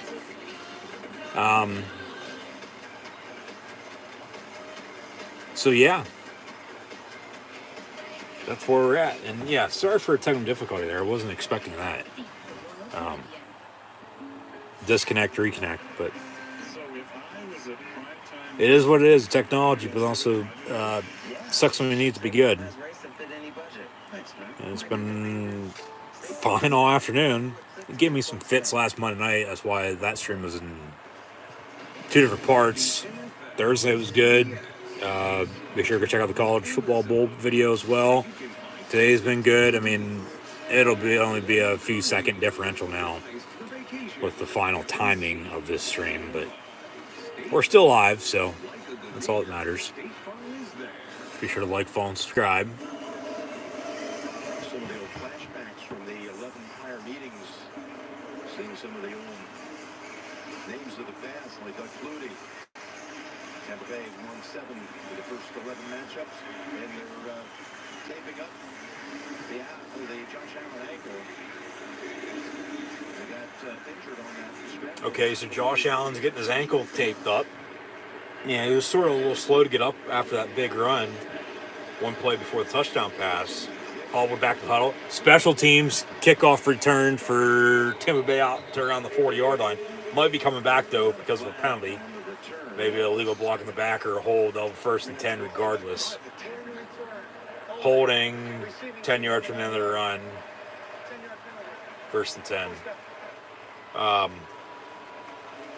How's his mobility going to be able to get out of the pocket and do what he has to do late when this game's on the line? Yeah, it's his left ankle. And his left big toe as well. So I wonder if they'll run that he has COVID toe as well. All jokes aside. No, a lot of foot injuries as of late. Aaron Rodgers with his toe, Jackson with a sprained ankle, even though he had his shit again. They just don't want to say that. And then now Josh Allen with an ankle injury. Fournette with her run for a yard. Run the football. 10-point lead. See if they can run the football when they need to here late. Run the damn ball. Work the clock. Make the Bills call their timeouts. And ride off into the sunset with a win here today. 5 interceptions, 3 receptions. Second and 9. Complete and then dropped by Gronk with some good coverage, jarring the ball loose. 3rd and 9. 3rd down and 9 for the Bucs. Should have ran it again. We'd have 3rd and short. Earlier, right there, does a good job. They're both battling. Boys, 8:21 to go. You got a 3rd and 9, and Bucs are pinned. If we make a stop here, the Bills could have excellent field. Yeah, Buffalo going to make this interesting down the stretch, to say the least. From the 11-yard line, 3rd and 9. Brady down the middle, incomplete. Intended for Chris Godwin. No flags. And the Bills defense gets off the field, and they're still in this. Wow. What a change. What a turn of events. It's been a tale of two halves. Tampa has not done jack shit in the second half. Just going to hold on to win. Hope to, at least. And Buffalo going to have 3 timeouts, 8-17 plus 2-minute warning. Down 10 to try to come back and win this game. We're going to be in for an exciting finish. Punt going to bounce and then take a Bill roll. Tampa going to down at the 46. So they'll start in good starting field position. Good territory, Buccaneer territory. Going to try to march to find some treasure in the end zone for a touchdown. And then Josh Allen limps onto the field with that ankle foot injury suffered on the last drive. How's his mobility going to be? That's the question. And with Tampa Bay bringing a lot of pressure on him so far, they're going to bring a ton of pressure, I think, now. You got to play it safe, though. You don't want to get beat deep. But like I said a minute ago, too, ball going to be bad down the line of scrimmage, incomplete, 2nd and 10. Josh Allen, because they didn't have a running game at that point. They sort of do now, but it still really doesn't change. I mean, it does, but it doesn't.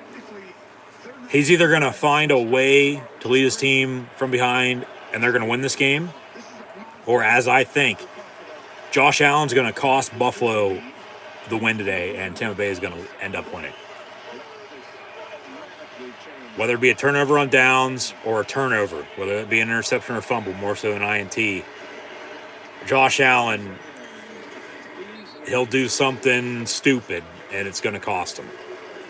Mark my words. That pass is complete near side. Looks like they're going to give him enough for a first down. Complete to Cole Beasley. And did he step out? Half yard short. He's short. 2nd and 1. Or 3rd and 1. 3rd and 1, excuse me. 3rd and 1 for Buffalo. Run it. Run the damn ball. 3rd and 1. Don't go deep. You need 1 yard, not 50. You need 1 yard. So get that 1 yard. And then you reset.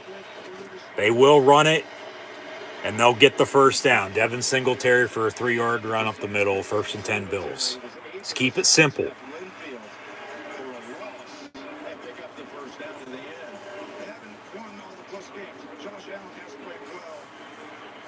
And if Tampa Bay loses this game, the talk's going to be that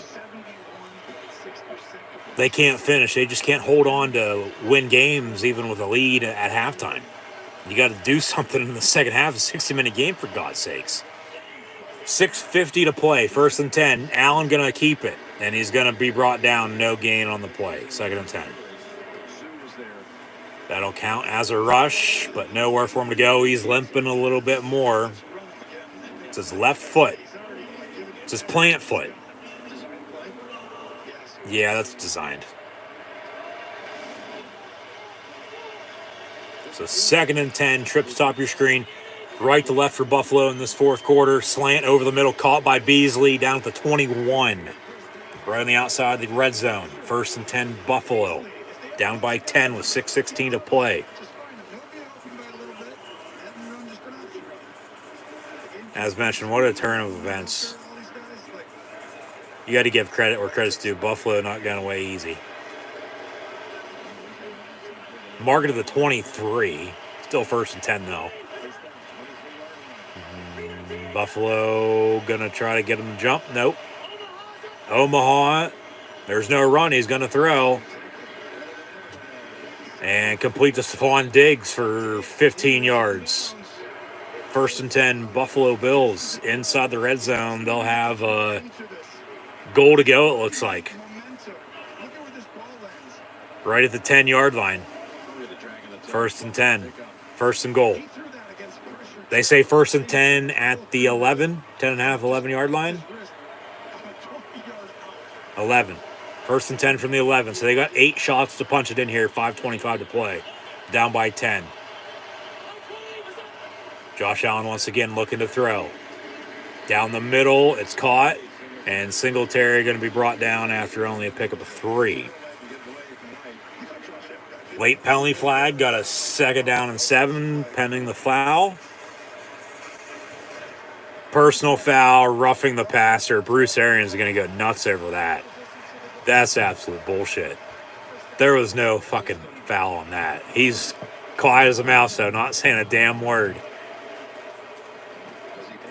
Well, because he knows that's not a penalty and he doesn't want to argue it.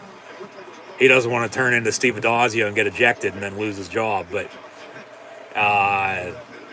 that's not a roughing the passer. Give me a break. They'll have a 1st and goal now. So half the distance. Ball 1st and goal at the 4. And Josh Allen looking to throw in the flat near side. Incomplete, intended for Gabe Davis. 2nd and goal.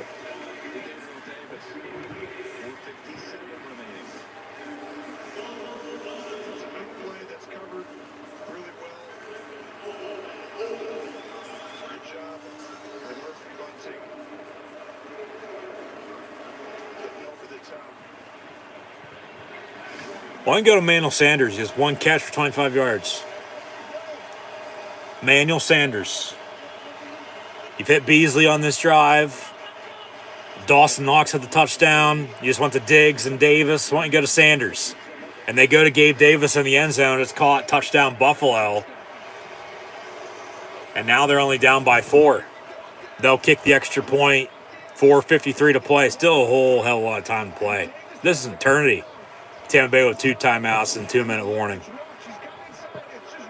Touchdown seals it at that rate, but Buffalo's going to try to force a field goal because then a touchdown for them is going to win it. But extra point to come for the Bills, scoring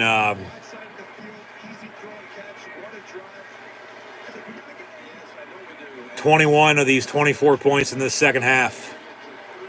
It is 27-24 Tampa Bay. Bills are coming back. 4:53 to go. What a game. What a game. It's a lot like Thursday night with Pittsburgh coming back at Minnesota, but the home team and the Vikings ended up winning. Tampa Bay only 3 points to show for in this second half. Brady yelling to his teammates, "Let's go."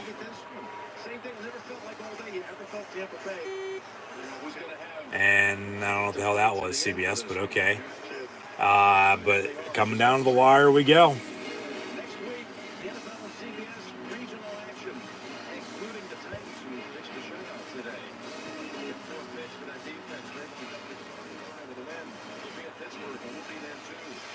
Oh, God, got to listen to fucking Jim Nantz and Tony Romo again next week for Titans Steelers. I'll have live watch-along reactions of that live right here on YouTube. Be sure to tune in, but yeah, Fox has America's Game of the Week. That'll be Packers-Ravens.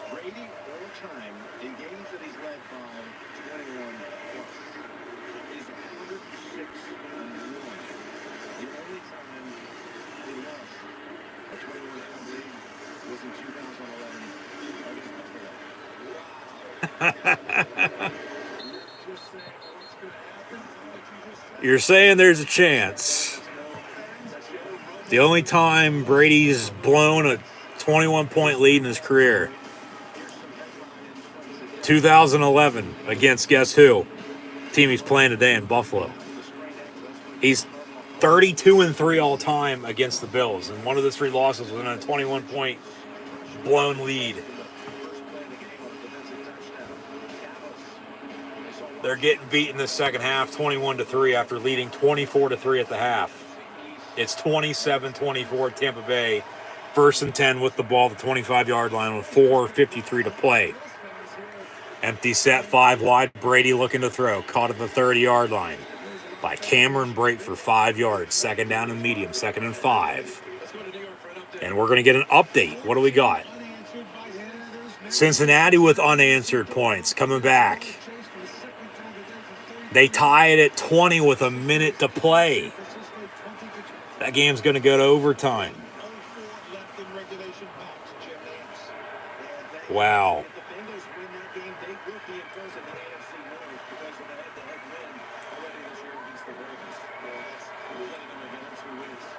So 2nd and 5 from the 30, slant complete to Evans, to the 40 for 10 yards, 1st and 10.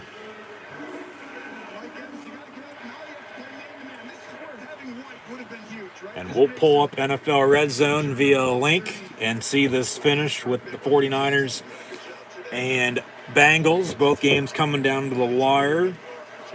Update some scores as well from earlier. The 4 kicks from 4 o'clock.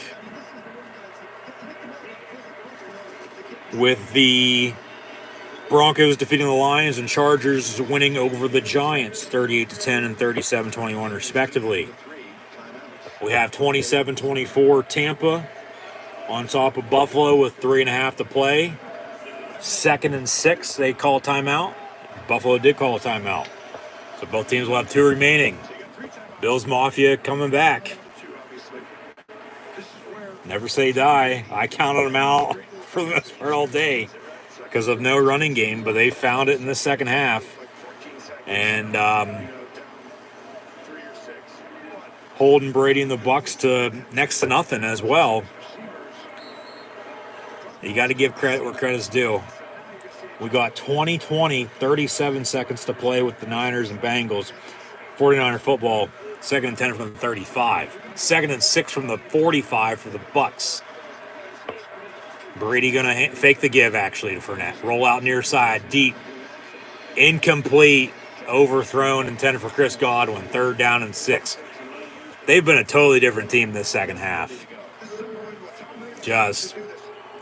They haven't clicked. They haven't been able to connect on anything.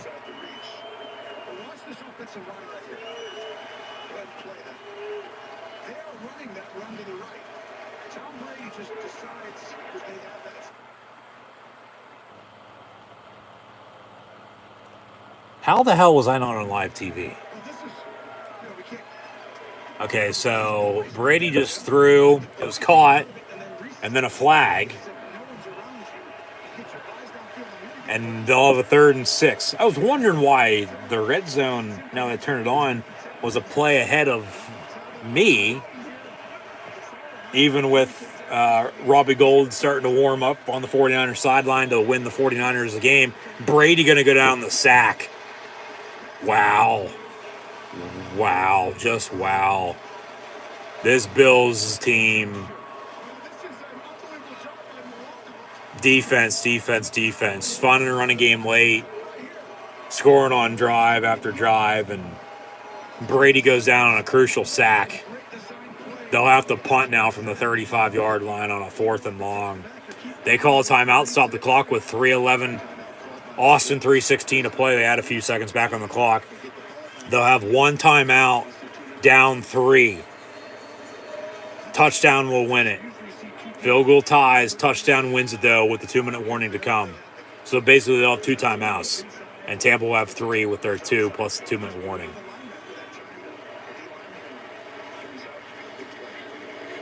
They almost blocked the punt. And from the 18 on the return, Buffalo to the 23. They'll have a 1st and 10. Josh Allen is either going to win the Bills this game or he's going to lose them it. If he can drive, get him in field goal range to tie it, okay, we go to overtime. Still got time, though. They can take up some clock, score, win, no time, so be it. Win's a win. If you do drive and score regardless of... And Buffalo's 0-4 this year in one-score games. Keep that in mind. 3:05 to play. If they can drive and score, force OT, okay, so be it. But they're going to want a touchdown. So don't be surprised they go for it on 4th and down and whatever it may be, if regardless if they have to or not. Complete the Diggs. But you want to make sure you don't give Tampa Bay the ball back with time. Because Brady, to drive and score, win the game when it's on the line, that's when he's at his best, even though they haven't had a good second half. 2nd and 6 from the, 27. Working the clock a little bit. Probably one more play here. 2nd and 6 before a 2-minute warning. Allen going to roll out near side. He's either going to win the Bills this game or he's going to lose them it. And when I say lose it, as he tucks it and runs for about 8 yards, 1st and 10, clock stops, 2:24 to play as he gets out of bounds. Turnover on downs on a sack or interception or fumble. 13 seconds. Garoppolo has the Niners in field goal range. They have a 2nd and 10 with 10 seconds to play. But a 1st and 10 for the Bills, 2:24 to play, down 3. Touchdown wins at field goal ties. What a game. What a second half this has been for Buffalo. Down and out. I count them out numerous times. And find a way to come back. Complete to Dawson Knox. They have one timeout plus a 2-minute warning coming up. 2nd and 6. It looks like they'll drain it to the 2-minute warning. Now, I'd want a 2nd and 6 rather than 3rd down in 2 minutes. Because you got time and a timeout still. They don't get it off. They'll have a 2nd and 6 with 2 minutes to play. Down 3. Who would have thought this was going to happen exactly? Nobody. Cole Beasley missing his front tooth and all for Christmas. I'm sure all he wants right now is a win, though. Timeout. But for the win, a 47-yard field goal from Robbie Gould. Good as gold. Actually, he missed it. It hooked wide right at the last second. And they'll go to overtime, tied at 20. 49ers Bengals going to OT. 20 apiece. The kick was up and good and hooked wide right at the last second. Talk about wide right with the Bills and Tampa. They need a field goal to tie this game. Touchdown will win it, though. They'll have a 2nd and 6 with 2 minutes to play. 27-24, your score, with the Bucs on top. And once again, thank you for tuning in and listening. Be sure to like, follow, and subscribe on social media. Links in the description below. Thumbs up button, share, chat questions and comments, super chat, super stickers. Always greatly appreciated. We will update final stats and scores once we go final. 6 AFC championships. You? Award-winning customer service, up to 30% off your auto insurance with Safe Pilot, made for the military community. And who else? That's all. USA, only for the military community.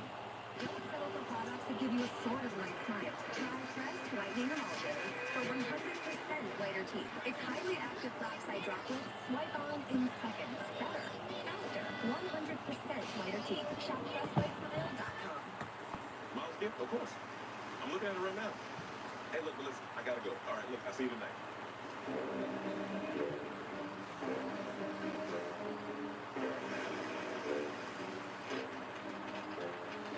Best Buy same-day delivery can get you the right pet where you need it, when you need it. This Miss Mom? You shouldn't have. Almost thing. Come on, with it.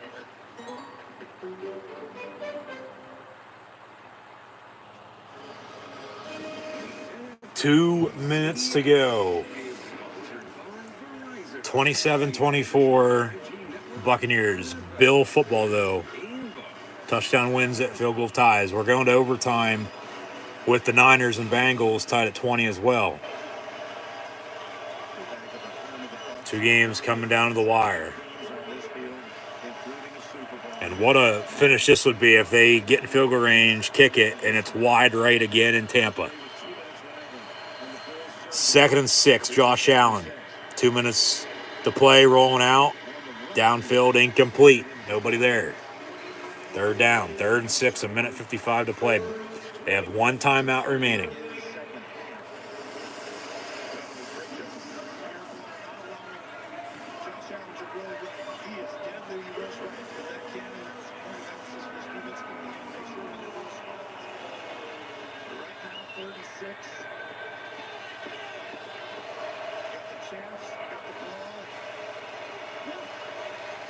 Third and 6. Once again, Josh Allen's either going to win them this game or lose it. Big couple downs coming up. Looking to throw. And it's caught by Beasley. They'll have a 4th and 4. 1 timeout. I mean, you might want to call it. Because here's your ball game with 1:47 to play. Convert. Drive stays alive. You got to go, though. You don't have any timeouts. Turnover, a couple no downs, Bucks win. This is either going to be a turnover on downs or a turnover in general with an interception probably. But 4th and 4, talk about pressure. Tampa Bay is going to bring it. They'll bring the house on this. But you want to play it safe, though, because you only have a 3-point lead because you give up a touchdown, you're only going to have 2 timeouts and a minute and a half, give or take, to allow Brady to drive and score, which that's eternity for him, but still, you don't want to blow this lead. 4th and 4. Here's your ball game from the 40, and we're going to go to overtime as well with the 49ers and Bengals. 4th and 4. Allen. Pass far side. It's going to be caught by Gabe Davis. Do they give him forward progress? They will after second effort, and he gets the 1st down. Also gets out of bounds. Clock stops. 1:42 to play. Drive stays alive. They drive and score a touchdown. They win this game. Field goal ties it. They're going to want a touchdown, though.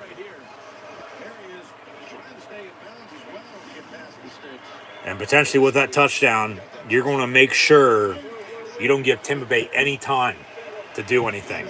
And it's a tale of 2 halves. And really right now, neither of these teams deserve to win this game because Buffalo didn't play at all in the first half. Tampa Bay hasn't played at all in the second half.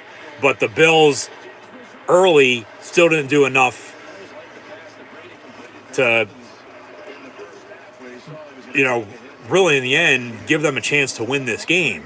When this drive, they don't have this drive, has a man wide open, can't find Diggs, incomplete, 2nd and 10.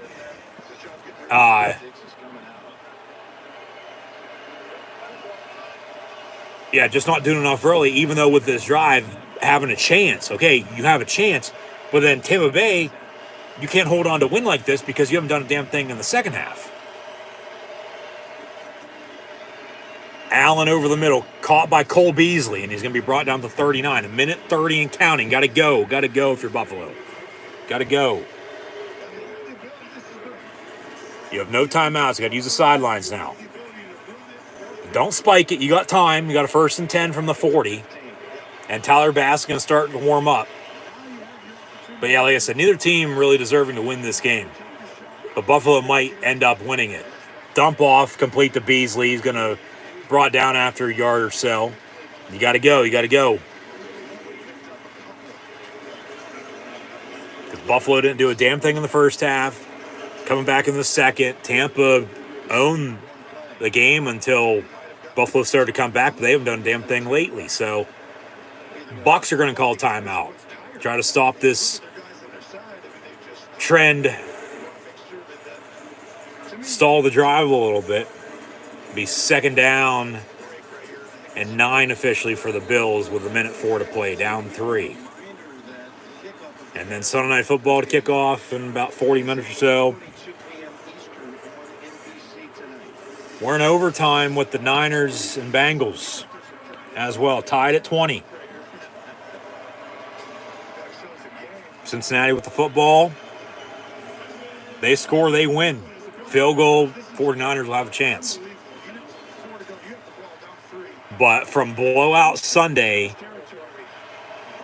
to a game now in overtime and this game coming down to the wire, what a change of events we've seen. From the 38, 2nd and 9, Allen completes to Dawson Knox, and they're in field goal range. Broken tackle inside the 15 down to the 14-yard line. They're going to move it. 1st and 10. 50 seconds and counting. We all counted out Buffalo, and now they're about to come back and win this. Never say never, but never, as Mike Tomlin said. From the 15, 1st and 10, Allen far side incomplete. At worst, we finish 27-24. Best, Buffalo either wins this, Tampa Bay makes a stop, or they miss the field goal. But we'll probably be going to overtime. Long story short. Josh Allen now with over 300 yards passing and 100 yards rushing. Putting the team on his back.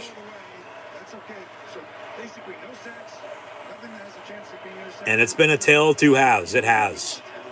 They've sort of found a running game in the second half, and it allowed them to be more balanced. I mean, this game would be over if they had it in the first half, where they started to run the football.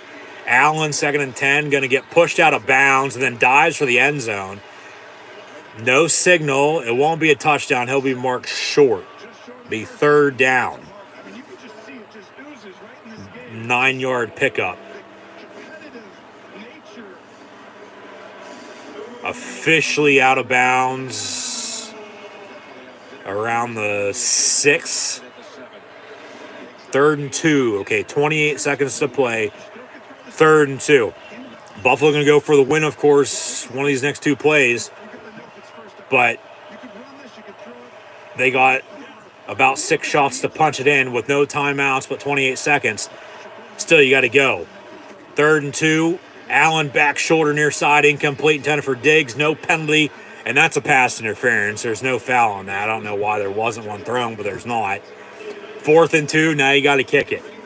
They went to Nashville on a Monday night back in October.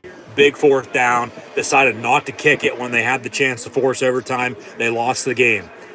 See if they change their mind. You got to kick it. You got to force this game to go to overtime now.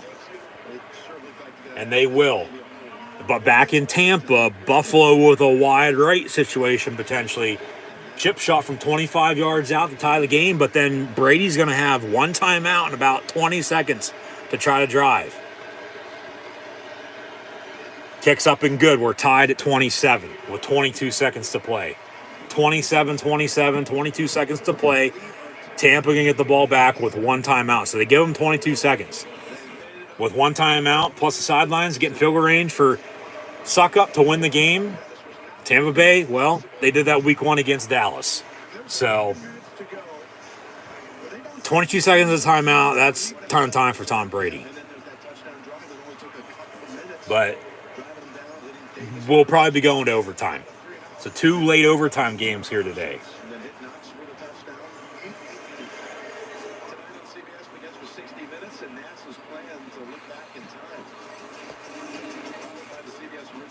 And what a comeback for Buffalo.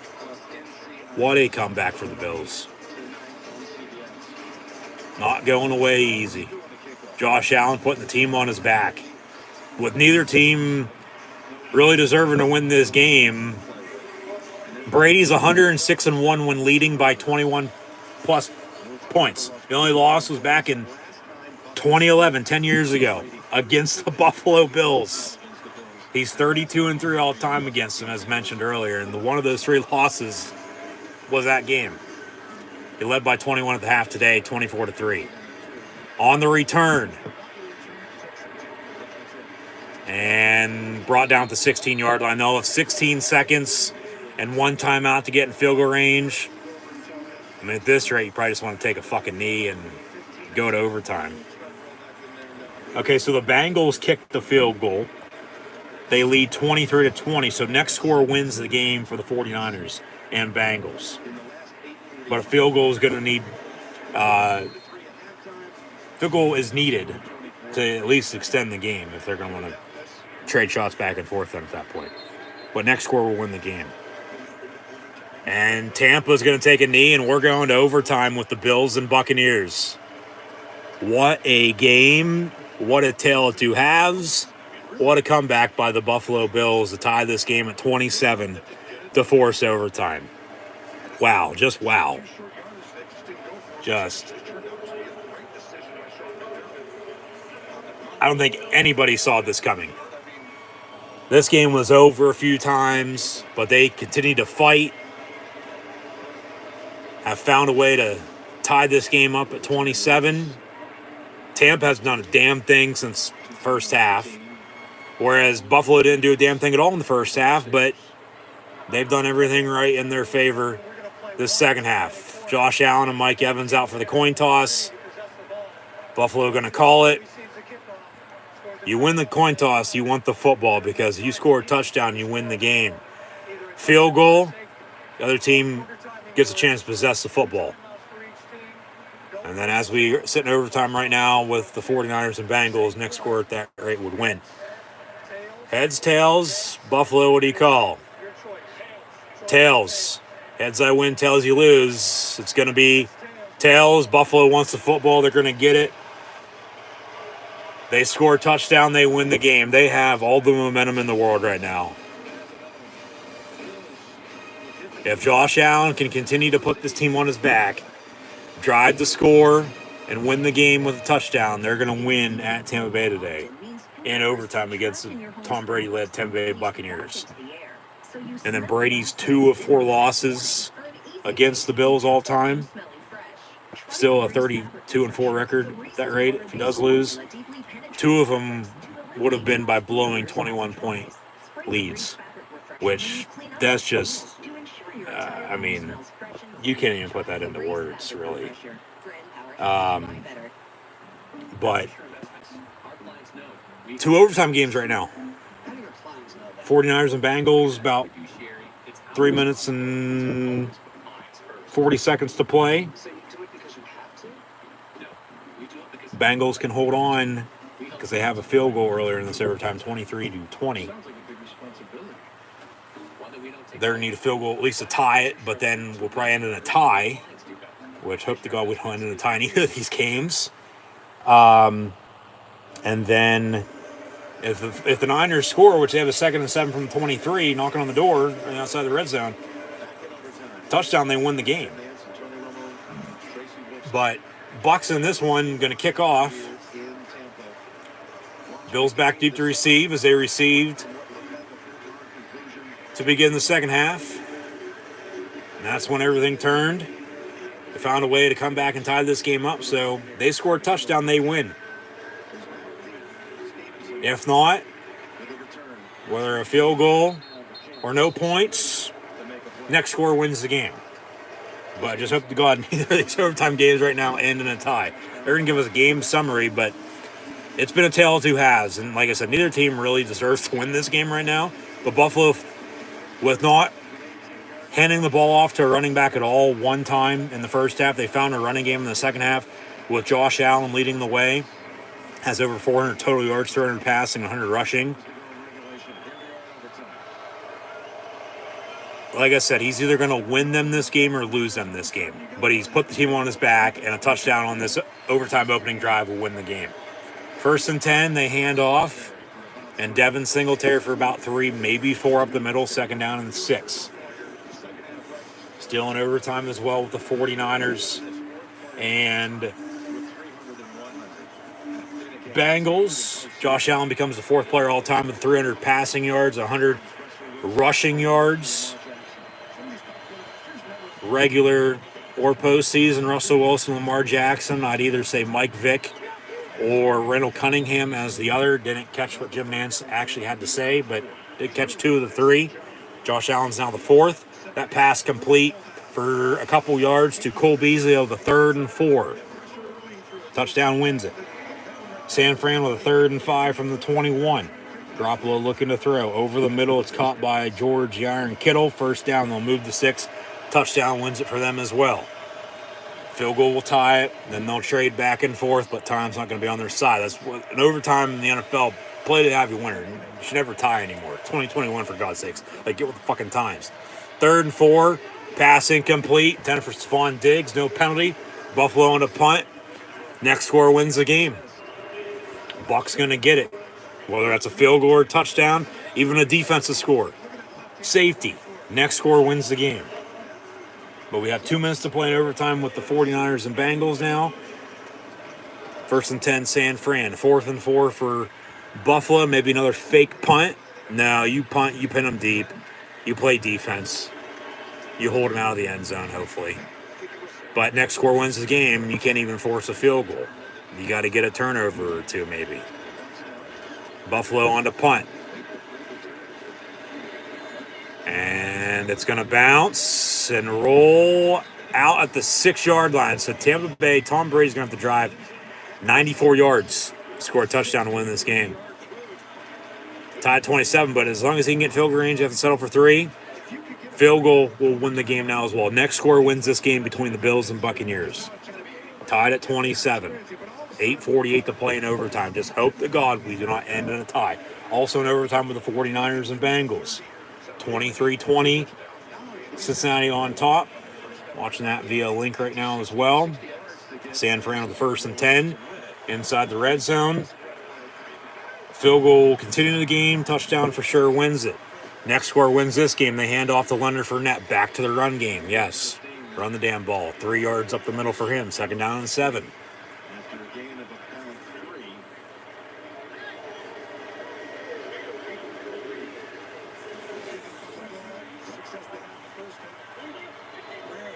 From the 9-yard line. 2nd and 7.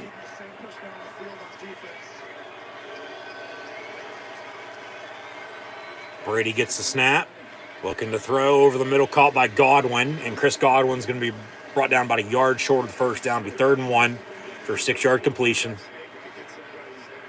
Clock's rolling. 8:05 and counting to play in this overtime.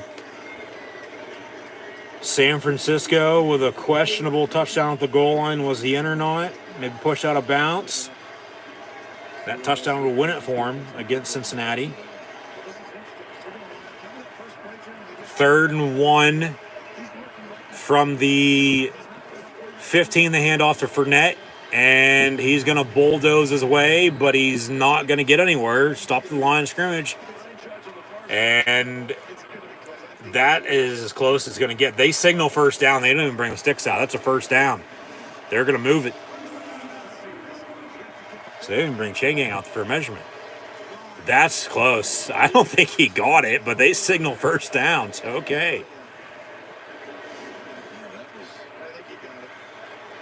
I don't know if he got that or not. That's close. They're going to look at it. But looking at a spot ball on a review, what are you going to do? Move the ball another inch or 2? It's a game of inches, but worst comes to worst, you're going to bring the chain gang out for a measurement on top of it. Probably get your index card out, and he'll probably still have enough for a first down, or he might be short down at that point. And then Tampa Bay is going to be in a spot to decide to go for it or punt. You punt, pin them deep, make them drive on you, but then a field goal wins it for them then too. Because next score for these teams win the game. And San Francisco's got a right the 1 yard line there. Questionable review, ball broke the plane, cross goal line, so to speak. They say touchdown, and the 49ers win it in overtime. Calls overturned. So they said no. And then they look at it, that's a touchdown. The 49ers win in overtime at Cincinnati, 26-23. I'm sure we'll get an update coming up here shortly with this challenge underway, under review, not challenge in overtime. But previous play under further review on whether or not he's short of the line to gain for a 1st and 10. Wow. So blowout Sunday in the NFL, 2 games in overtime, 1 just finished up. The 49ers winning on the road 26-23 at the Bengals, tied at 27 right now with the Bills and Bucks. Tampa Bay first down is the call on the field. They have to find undisputed evidence to overturn it. It is under review whether or not he got the first down or not. Didn't look like he did, but they signaled first down, so we'll see. And they actually don't even show a highlight of it. Jim Nance just updates us that I just witnessed what I just saw. Read in the message as well that of what happened. So, yeah. 24-3, Bills trailed, tie up 27, we're in overtime. Yeah. So this is the last game on right now from 1 and 4 o'clock Sunday night and Monday night still to come.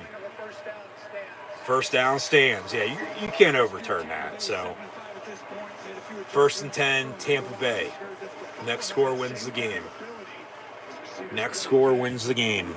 Because there's very few teams, Jim, that are second in scoring on defense and 5th in scoring on offense. Ball at the 16, 1st and 10. And Brady going to go deep far side. Incomplete 10 for Mike Evans. And a penalty flag comes a-flying late. That's probably a good call. And then CBS with a technical difficulty. That's probably a good call. Because the defender never turned around. Pass interference on the defense, yeah. Spot foul, 1st and 10. If he turns around, at least they're not going to call it. He never turned around, and he ran into him, drawing the flag. 1st and 10. And yeah, CBS having issues now with the broadcast. Going in and out, but it's technology, I get it. Skill goals and sucks need to be good. So 1st and 10 from 35 following the penalty. They run a screen near side, complete to Fournette. And then he's going to lose about 8 yards in the backfield. 2nd and long.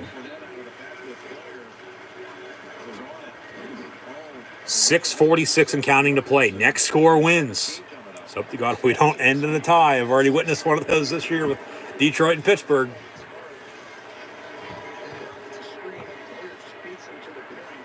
And then Buffalo, if they would have a tie, okay, well, Pittsburgh beat them week 1, and then standing-wise, they'd both have a tie then at that point. A loss is even better with everybody else in the AFC. The Buccaneers would win. Like I said earlier, this is a must-win for Buffalo. They fall to 7-6. They're still there, but they're not where they probably should be, standing-wise. Tampa can afford to lose this game, but they don't want to lose either. They want to get to 10 wins. They want to join the Cardinals, and then if the Packers win tonight as well, they get to 10 wins as well. So 5:55 and counting, 3rd and 3 for Tampa. Next score wins this game in overtime. We're tied at 27. Tampa blew a 24-3 halftime lead.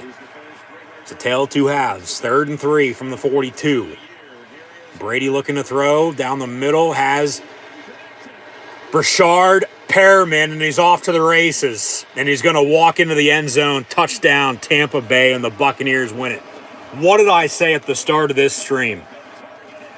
Before we even kicked off, who will be the centerpiece and make a difference? Who's going to make the big play when the game's on the line? It ended up being Brashard fucking Perriman. And Tom Brady finds them for the game-winning touchdown in overtime. And the Buccaneers defeat the Buffalo Bills 33-27 to advance to 10-3 on the year, with the Bills now losing 2 in a row to Belichick and Brady-led teams and the Patriots and Buccaneers following their Monday night loss at home last week against the New England Patriots. And they lose in overtime. And a come-from-behind game, getting blown out. They tied at 27, force overtime, and then get beat by Brady on the road in OT. Brady to Perriman for 6 from officially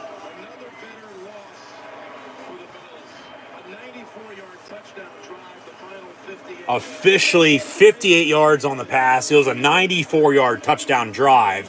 58 of those on that game-winning score. And what a finish. The Buccaneers defeat the Bills in OT 33-27. What a game. What a finish. Yeah, Buffalo's going to fall just a little bit. Not by much. They're still in the wild card. But sitting at 7-6 with everybody having in the AFC at least 4 losses, 5, 6, 7, 8, 9 wins. It's going to be an interesting finish. Tampa wins, yeah, what a late afternoon window for sure, with these 2 overtime games coming down to the wire. And hell, it's 8 o'clock. Sunday Night Football about to kick off in a few minutes. And as the 49ers went on the road and won overtime, the Bills couldn't. Brady and the Bucs defeat them at home. No wide right for Buffalo and Tampa this time around, as was quarter century ago in the Super Bowl, but 33-27. Your final score. We'll turn on NBC, Football Night in America, before, as we've been waiting all day for Sunday night as well, before kickoff with the Bears and Packers on Sunday night coming up here shortly. Overtime final score, 33-27. Buccaneers win. Lamar Jackson injury update. Josh Allen will be all right with his ankle foot injury as well. Yeah, Jackson's got an ankle injury, even though we all know he was just congested inside and had trouble shitting again, as he did last year against the Browns this very weekend as well. So he had to shit again, didn't return. We'll see what his status is moving ahead. They lost to Cleveland earlier. We already updated stats and scores from around the league, from everything went final earlier. We'll do the same tomorrow night because we still have Sunday Night Football to come here shortly. So be sure to tune in for live watch-along reactions tomorrow night as well for Monday Night Football, Monday Night Raw with the Rams and Cardinals. And thank you for tuning in and listening today. As always, I'm your host, Encyclopedia Sports, Cohen Luke 96. Be sure to like, follow, and subscribe on social media. Links in the description below. But what a game. What a game between Buffalo and Tampa Bay. No team, once again, really just... no team really deserved to win. But when the game was on the line, it was Brady to Perriman that decided it.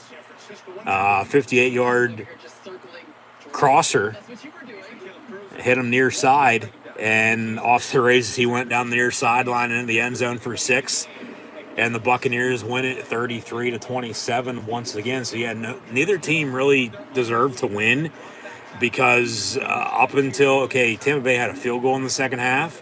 They got shut out in the third quarter. It was really fourth with the field goal. All they did from the first half on until the last touchdown was that last touchdown. They didn't do a damn thing other than that. It was a tale of two halves. They owned the first half. Tampa Bay did, and Buffalo owned the second half. Tied up at 27 to force overtime. They go 3 and out on their opening drive. Next score then, of course, wins the game. Tampa Bay, 94-yard touchdown drive officially, but 58 yards on the touchdown pass. And the Buccaneers win it 33-27. Buffalo still has a problem. Whether they would have won, they did lose here today in overtime at Tampa Bay once again. They have a problem with not being able to run the football. When you're starting quarterback, lead your team in rushing. Josh Allen, 12 carries, 109 yards rushing, and a touchdown. You have a serious problem. Whether he put the team on his back or not and tied the game up to force overtime, they have to find a running game. Devin Singletary, along with Matt Breida, who totaled the rock, total of 7 carries, but those 7 carries were all in the second half. They didn't run the ball with the running back at all in the first half. Just absolutely blows my mind how you don't have a running game. It's 2 weeks before Christmas. Singletary finished 452 on the ground. Matt Breida 3 for 12. But Josh Allen had over 400 total yards today. He was 36 of 54. So when also you're throwing 54 times, don't have a running game, well, have him do it all, put the team on his back, yeah, found a way to tie it up, but 9 times out of 10 that doesn't happen. And you can't be having every game come down to the wire like this. Your name's not the Pittsburgh Steelers, for God's sakes. But I'm sure Bills Mafia had a lot of heart attacks today too, and probably more so than not now too, on top of it with the loss, but it is what it is. Allen, 36 of 54 for 308. 2 touchdowns and interception. That was the lone turnover, which was a surprise, and Tampa didn't capitalize. But he also led the team in rushing. When you're starting quarterback, lead your team in rushing, you've got a serious problem. I don't care who you are. They have to find a running game coming up over the next few weeks in the playoffs if they want to win come postseason time. Got the AFC Championship game last year. If they don't find a running game, I don't think they'll get there this year. And even if they do get the Super Bowl, no running game. Finding ways to win, okay, eventually it'll run out, but I think they'd lose that game then as well. But gonna have to find a running game. The Buffalo Bills will have to. They put up a fight, though. They didn't quit, no doubt about it. I mean, I called them out, done for. I think everybody did a few times today. I'm sure a lot of people, once again, just like Thursday night, turned the game off and then ended up turning it back on once they saw what the score was, and so on and so forth. They need to find a running game. But Tampa, on the flip side, they can't just expect to get out to a lead, regardless of who they're playing, and then just hold on to win. Because they could have really put it away early third quarter if they wanted to. But credit to the Bill defense. They were able to stop them. And then offensively, they were able to get back in the game and tie it up. So Tampa's got some problems too. No doubt about it. You know, Brady finished 31 of 46 for 363 yards passing and 2 touchdowns. So a quarterback duel, no doubt about it. But when they needed to run the ball late, they could for the most part. Fournette 19 for 113 on the ground and a touchdown. 48, though, of that was on that rushing touchdown early in the game. And so I thought for a second, for some reason, the channel switched as we saw a commercial with Blue's Clay Matthews and Jerry Rice in a car driving down the road promoting something, I don't know what. It looked like, I don't know, something along the lines of some reality show being filmed from inside of a car. It just threw me off there for a second. But we're still, Sunday football about to kick off with Chicago and Green Bay. They'll show us the best of Week 14, update some highlights. But, yeah, in the end, Buffalo didn't do enough early to win the game, and Tampa Bay didn't do enough late to win the game, even though they won the game in overtime. I know that's contradicting myself because Brady found Brashard Perriman for a 58-yard touchdown. And as mentioned, who was going to step up and be the difference maker? Who was going to be that centerpiece when the game was on the line that made the difference? And it ended up being Brashard Perriman. Of all people, Brashard Perriman, who finished with the touchdown, of course, but only that one catch for 58 yards and a score. They targeted him earlier. Thought he had another catch or two. But, yeah, that did fall incomplete. And Brashard Perriman, not Mike Evans, not Chris Godwin, not Rob Gronkowski. Brashard Perriman with the game-winning touchdown in overtime. You have 53 on your roster for a reason. You play with who you have, next man up mentality. Really no injuries. I mean, Josh Allen with an ankle injury, but he played through it. He was all right. He'll be okay. Brady found Perriman because he was open. Just get the hell open. And then he's off to the races for 6, and that's how they win the game, 33-27 in overtime. So, yeah, Buffalo's got to find a running game if they're going to win as we move ahead, along with Tampa Bay is going to have to find a way to close out games if they're going to want to repeat. But we still got a lot of football to be played over these next few weeks to close the regular season before the playoffs begin. And hopefully we'll be along for the ride. Live here on YouTube for live watch along actions. Live here on YouTube with me, myself, your host, Encyclopedia Sports, School and Luke 96. But what a game. Tail 2 has. What a finish we saw.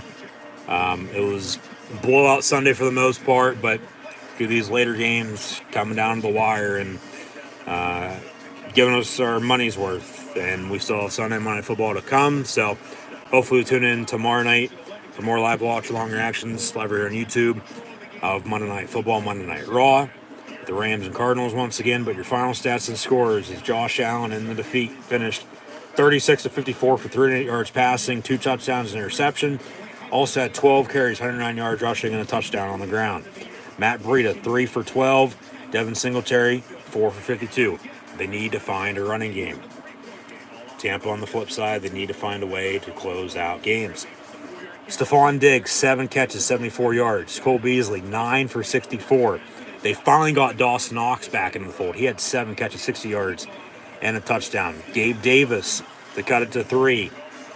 5 catches, 43 yards receiving, and a touchdown. Of course, the field goal tied it. They went to overtime. Buffalo 3 and out. Next score wins. Tampa Bay does. They win it by 6, 33-27 in overtime. And now the Bills are 0-5 in one-score games this season. Devin Singletary, 6 catches, 37 yards. Emmanuel Sanders only had 1 catch for 25 yards receiving today. Isaiah McKenzie, 1 for 5 as well. But then Tom Brady in the come-from-behind win. He's now 35-3 all-time against the Buffalo Bills. 31 of 46 for 363 yards passing and 2 touchdowns.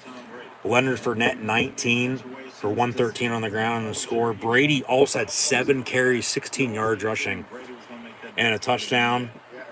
Chris Godwin had 10 catches, 105 yards receiving. Mike Evans, 6 catches, only 91 yards receiving and a score. They both had big days. Rob Gronkowski, 5 for 62. Brashard Perriman, the 1 catch for 58 yards that mattered, and a touchdown. Fournette, 4 for 19 out of the backfield as well. Tyler Johnson, 3 for 17. And then Cameron Brate had 2 catches, 11 yards. But in the end, the Buffalo Bills kryptonite. He struck again. Tom Brady and the Tampa Bay Buccaneers this time around defeat the Buffalo Bills 33-27 in overtime. Overtime win for the Bucs on a 58-yard passing touchdown from Brady to Brashard Perriman. 33-27, your final score as the Buccaneers defeat the Bills. That'll do it for myself, your host, Encyclopedia Sports, Cool Hand Luke 96. Live here on YouTube, tuning in and listening. Be sure to tune back in tomorrow night as well for more live watch-along reactions. Live here on the YouTube channel for Monday Night Football and Monday Night Raw. LA Rams, Arizona Cardinals, a crucial NFC West battle right before Christmas. We'll have next week's schedule as follows as well, with Thursday Night Football, Chiefs Chargers. We'll have NFL Saturday action next week as well, Culture Bowl bowl season. Be sure to go check out my Culture Bowl bowl game preview live right here on the YouTube channel as well. Next Sunday, Titans Steelers at 1 o'clock, and then we'll hit Christmas.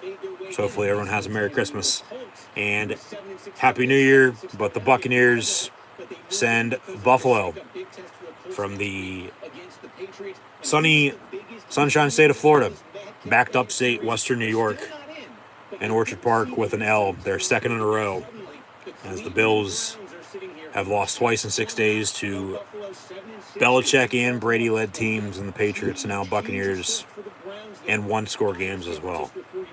33-27, your final score in overtime. Once again, the Tampa Bay Buccaneers defeat the Buffalo Bills here this afternoon.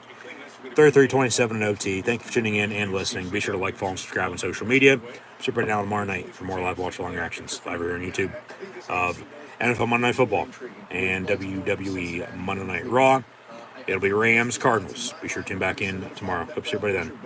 33-27, your final score. Buccaneers won in overtime over the Buffalo Bills.